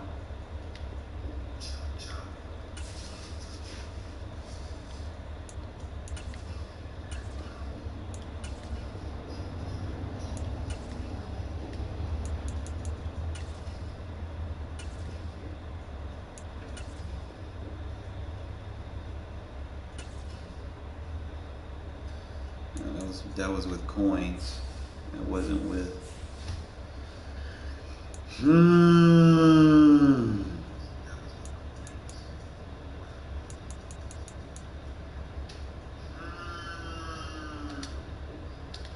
Take his X Factor off. I don't use that shit.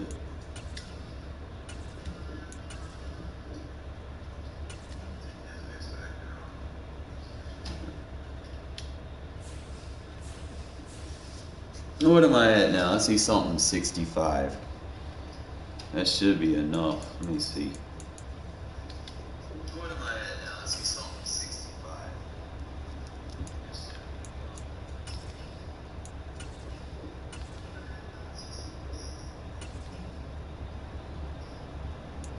Alright, cool. Alright, so now I think that's going to be the best setup for the 3-4. See, now we got a 90 on our team. Look at that front top, bro. We got 90, 89, 87, 88. We can still level Devin White because we're getting those tokens. We got 89 and 88 at safety, which is a big bolster compared to what we've been having. We're at 90 and 89 on the outside corners. My D-line is straight with an 89, 88, and 86. And then as far as my special teams go, let's see. Might have to change my long snapper to like a John Simpson or something.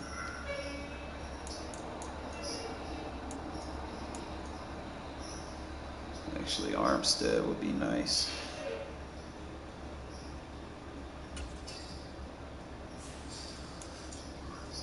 I'll let him be right there. He's getting boosted somehow. I don't get it, but we'll deal with it.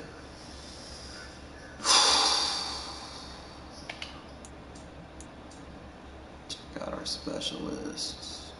Claypool.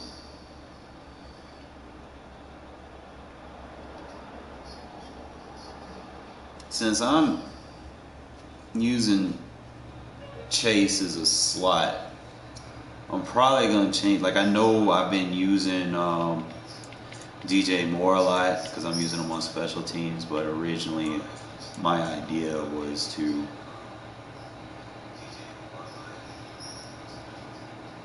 use Debo and Chase and then let the number 3 receiver be in the slot.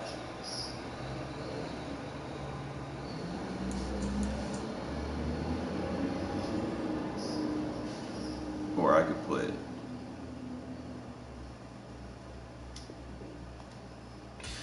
trying to remember what he has. I think he's my short end elite.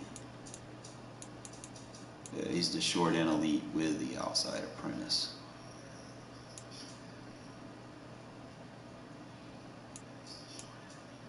Probably really want a mid-end elite.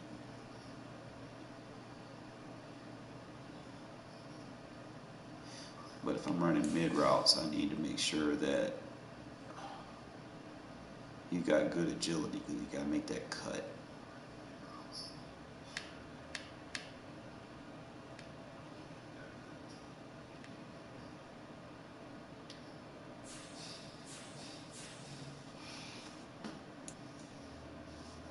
It's confusing.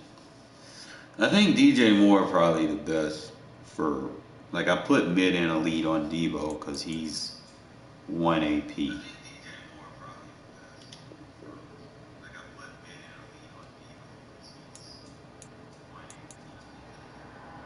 And I think he gets that thing. So we're going to start Devo first.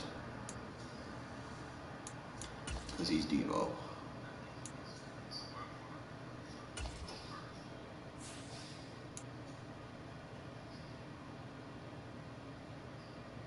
I think I'm going with DJ Moore because he has... What does he have? He's short out elite. So, number 2, short out elite.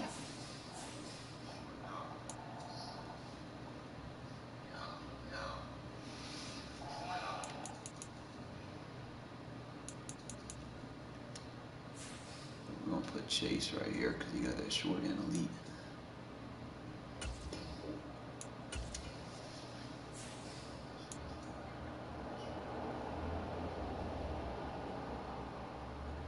And then we'll make Devo our slot receiver.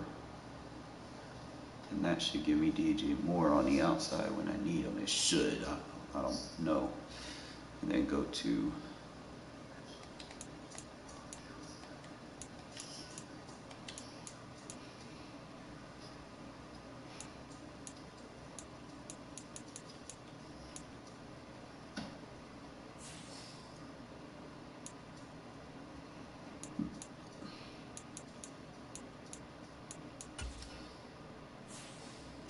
I think that's going to be our setup, fellas. We're going to play us another game. I don't know why he dropped to an 88. He was at 89.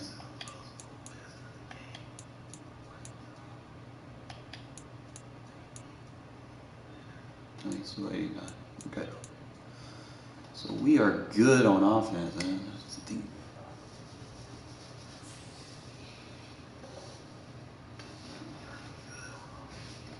We are 88 overall, fellas. Now let's go back here, play our Super Bowl games. The grind is real. We are 1-1. Should have won that last game. Should be 2-0, but you know how this game is. Constantly just going back to the drawing board every time you lose, right? And really, you don't even need to. I didn't eat the clock. I meant to eat the clock and just walk away with the game at that point. But he let me score, and then the second thing was when I played that quarters, I fucked myself up. It wasn't the wrong call. Like everything was gonna match up accordingly. With Charles Davis, as always, I'm Brandon Gaudin. And Charles, you talk about storylines in this one. I think it begins and ends with our 2 quarterbacks, certainly 2 of the best in the business. And nowadays, I don't think you can get by for long periods of time without a top-flight quarterback. The way the game is played, with all the responsibility he has and how the game flows through him, if he's not on the top of his game, your team's not going to benefit at all.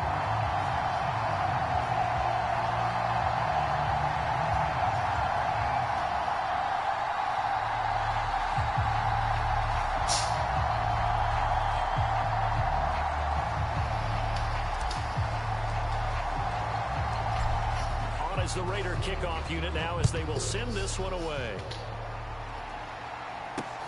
From the 6.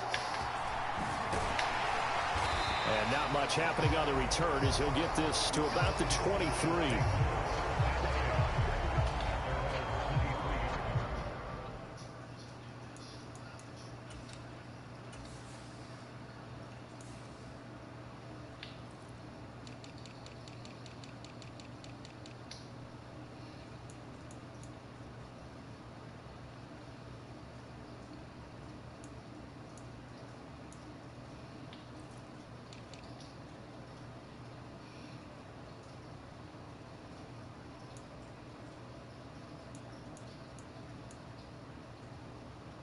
Bradbury.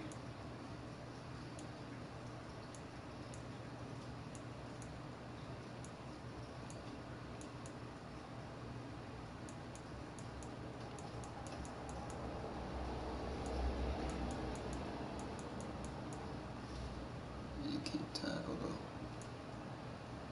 You got good hit power.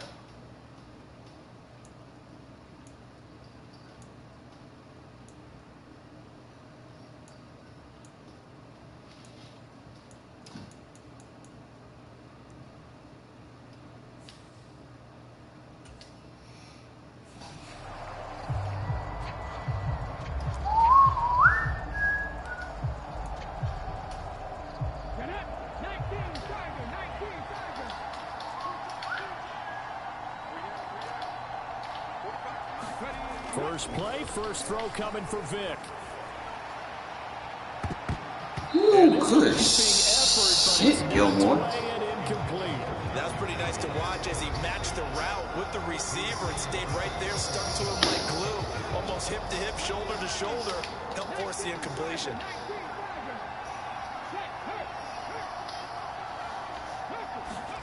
To throw on 2nd and 10.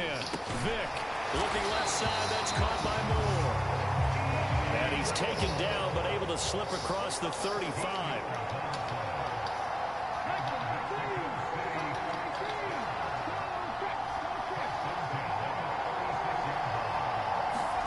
It's a play fake.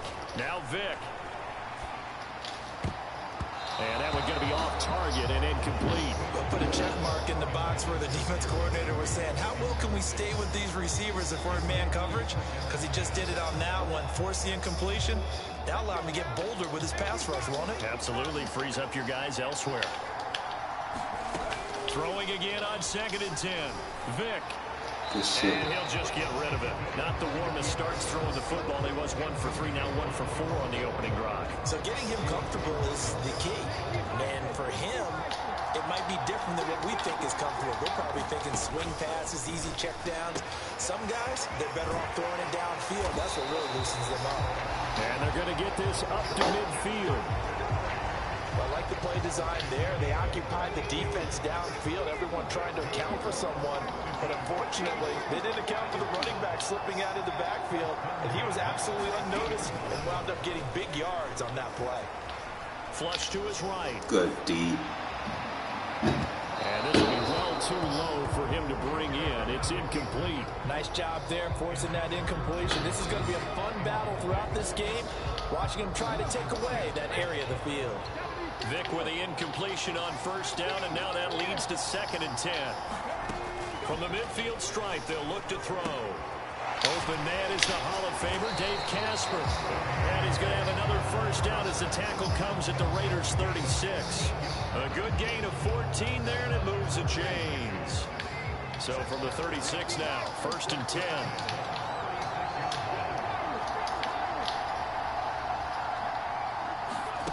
Throwing, Vic.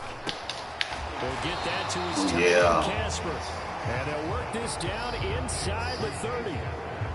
And the pocket's been protected pretty good here so far on the opening drive. We always talk about confidence in runners and catchers and quarterbacks. How about the protection detail?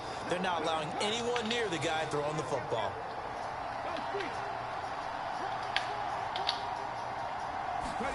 Looking to throw again on 2nd down.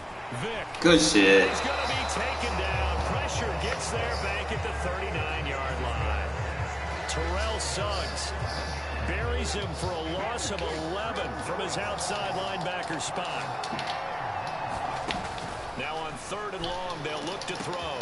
Get over there, my guy. Judy complete. Touchdown. Jerry Judy, 39 yards. And the Golden Eagles will claim the early lead as they're on the board first here tonight.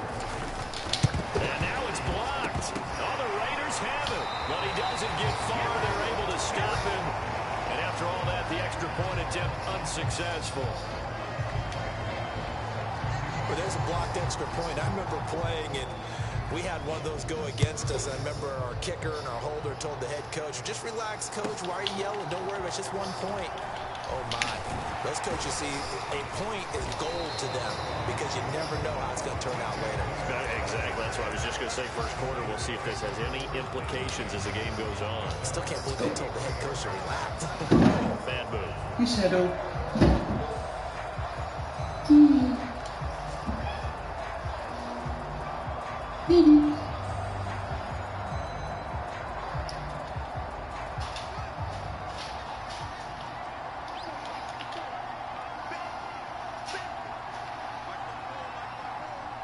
Reversal, he's got that sauce, he's got flat zone KO, Ripper Speedster, run stopper.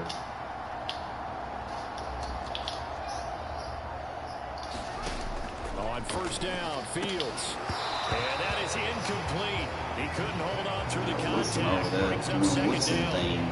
Have to give some credit to the defender on that when he read all of his keys perfectly and got a great break on the ball and able to force that incompletion.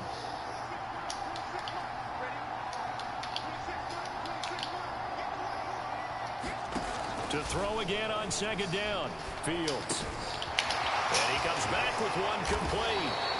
And they're going to get this beyond the 40 before he's taken down.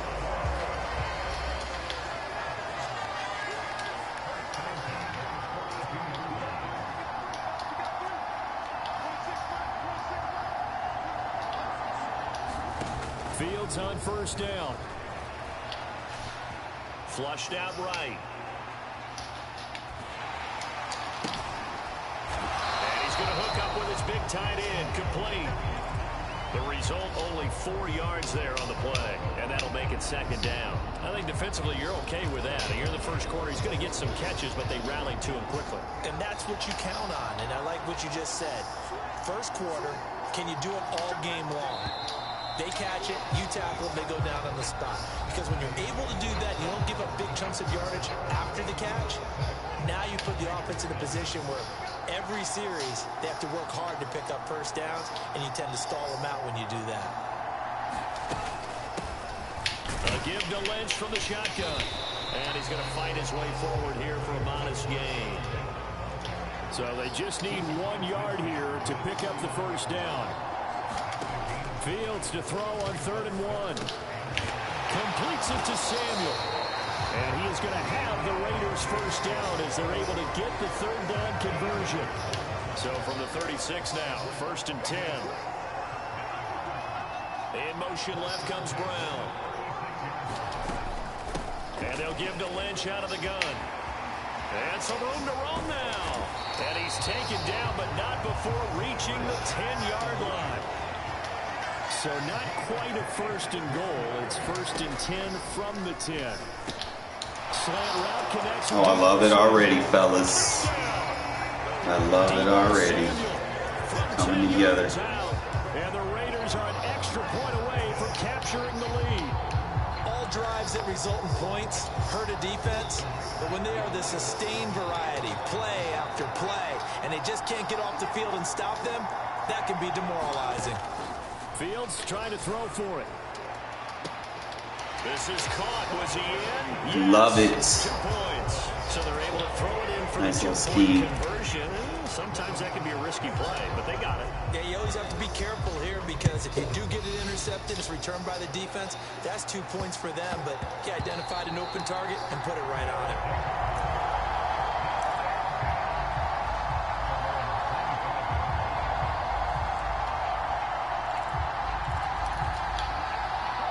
The offense back out there at the line, ready for their next drive. A long drive last time out for this offense, Charles. If you remember, they started basically in the shadows of their own end zone, marched it down the field, and a lot of that was through the passing game. And partner, as a former defensive back, I'm having almost a physical reaction watching what's happening right now. But let's give credit where it's due because they've done an excellent job moving the ball through the air. Secondary getting picked apart pass by pass.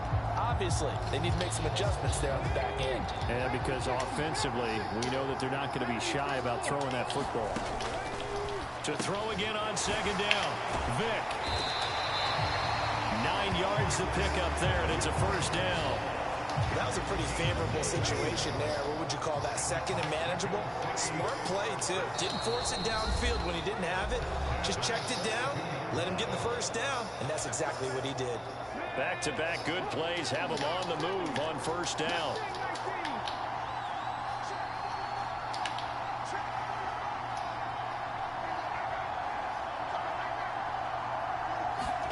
Here's Michael Vick. That's it. A heavy rush, and down he goes. Don't need it all back at once, but you figure they're going to need something here. 17 yards to go on second down.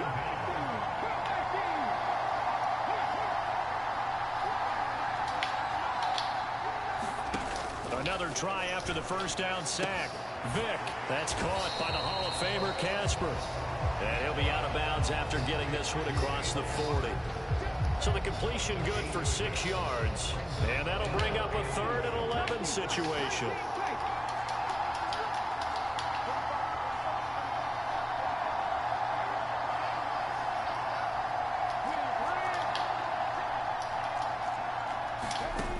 Vick to throw it. And he's got to hook up to Moore. And he's going to have another first down as the tackle comes at the Raiders' 45-yard line. They give him 14 yards that time and a fresh set of downs. Creeping up on a minute to play in this first half. A first down throw coming for Vick. Blitz coming, and down he goes.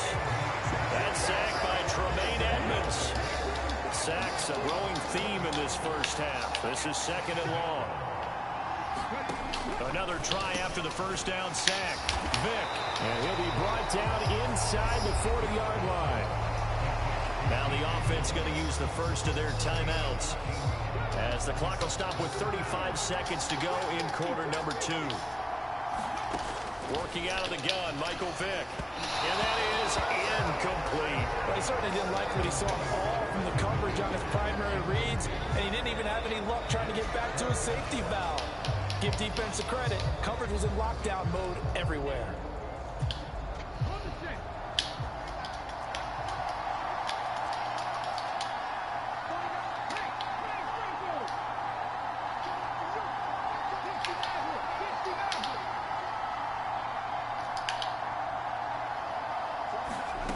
Fourth down, Vick. He's got a man. It's the tight end, Casper. Now another timeout called for by the offense. So that means they're down to 1 remaining here as we head toward halftime. So after the 4th down conversion, now 1st and 10 inside the 25. They'll throw again. Here's Vick. He'll buy some time right. And he is out of bounds. Looks like right at the 15. He'll get 8 on the scramble there. It'll be 2nd and a couple.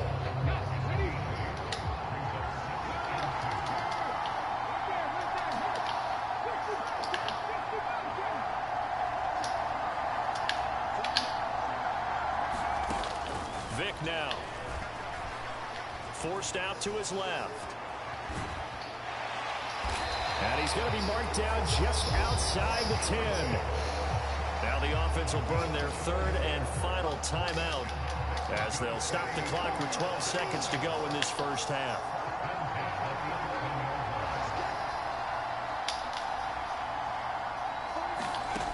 First down, Vick. That is caught. Driving for the goal line, but he's knocked down short. With no timeouts, no chance. What happens when you possession catch? And frustration going to set in, as that is going to be how this first half will come to a close.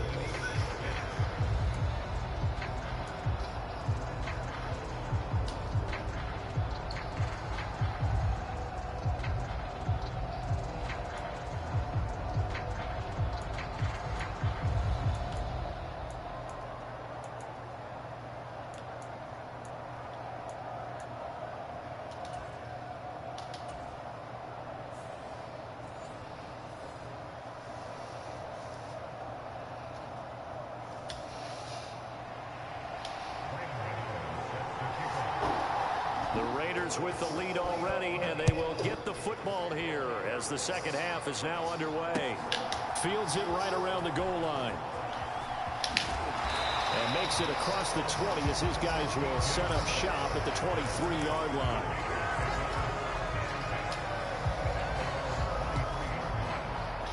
The Raider offense set to get this drive started. Their defense has done the job. Now it's the offense's turn as they've got it 1st and 10. They defer to Brown to start the drive. And he's brought down, getting this one up to about the 35. The drive starting with a first down, 11 yards on that pickup. All right, I got to ask you, with these RPOs, essentially the quarterback has 3 options, right? So what's different from that versus the triple option that we see the service academies run at the college level? As a general rule, the triple option at the college level, most things are called outside of the quarterback faking it to the runner and then keeping it himself and maybe having a trail back. What I mean is, in the NFL, that option to throw the football all comes about organically. It's a natural deal based on reads. In college, if you're going to throw the football for triple option, you've actually called that play. Here's 2nd and 9, just a yard on that last run.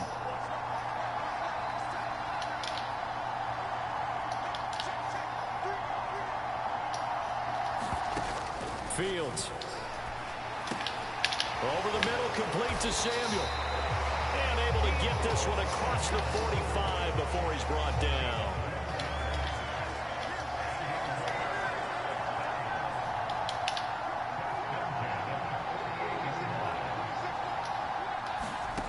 Now a first down throw, Fields.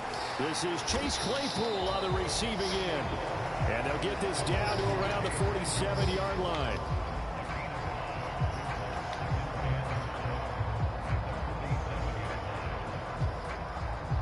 From the 47, it's 2nd and 5.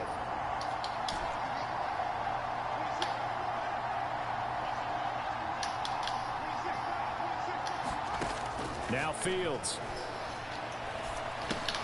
Over the middle, complete. It's Jacobs. And he'll be brought down just shy of the 40.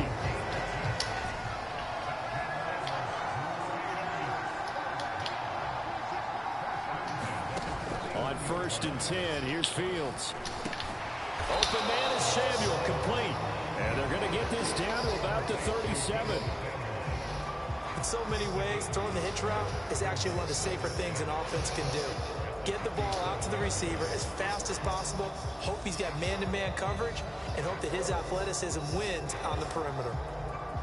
5 yards remain on 2nd down.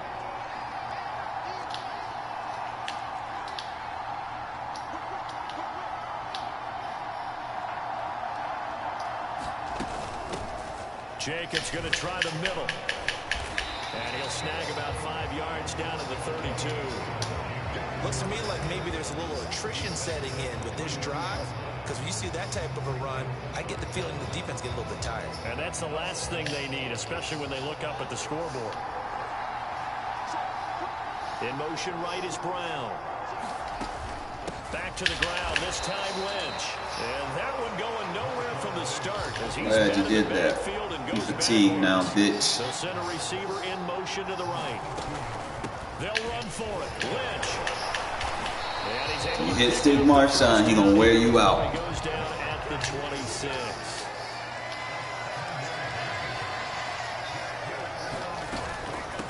They'll run again with Lynch.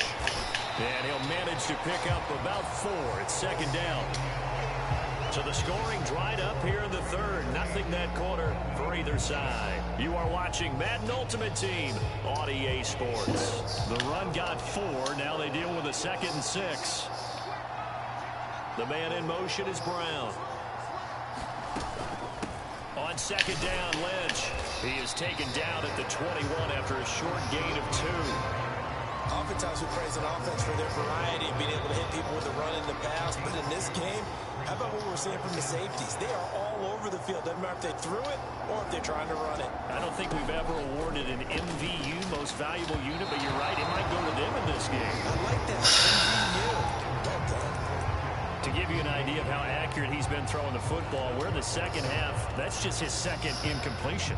Well, if he's that locked in, that means everyone's locked in, because to me it's like throwing a no-hitter in baseball. The pitcher may get the credit.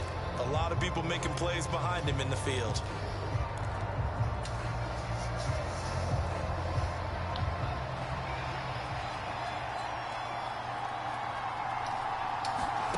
And here we go on 4th down. Fields. Completion here to Claypool.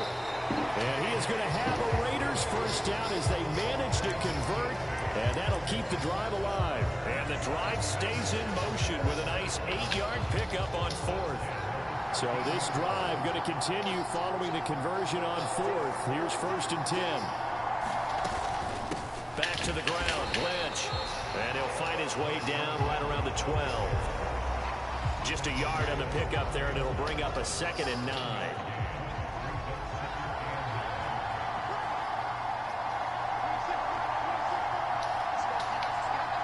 In motion left comes Brown. On 2nd and 9, Fields. And that is caught. Got him.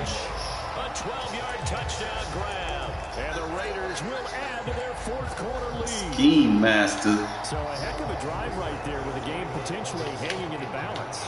A very good drive, and now conversion to make it a 2-score game and a solid lead. They're going to try and run. And he is into the Enough. zone again as he scores both the touchdown. I like this gun wing, bro. To extend this lead. Been helping me compete up against better teams. Is out on the field and they will send this one away. Especially when you build your offensive line like I did. From the 6. Just makes it even better. And able to get this out to the 25. I still ain't done building that offensive line. I'm looking for a right guard. Upgrade that.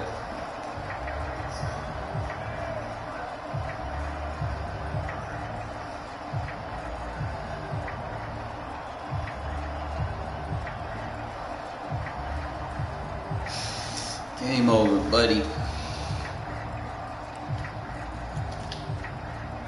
The offense now at the line, ready for their next drive. And the script really is flipped for them. The momentum on the other sideline, and now they have to try and battle back from a 2-score deficit. Game over, buddy. I got Lester Hayes over there. What? No! I got blue screen.